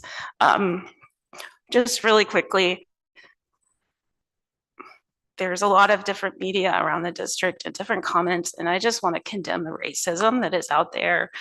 It's not acceptable, regardless of how we feel about the actions of people.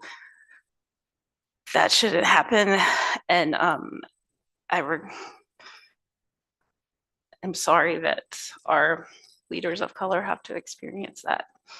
So it's terrible and it shouldn't be happening.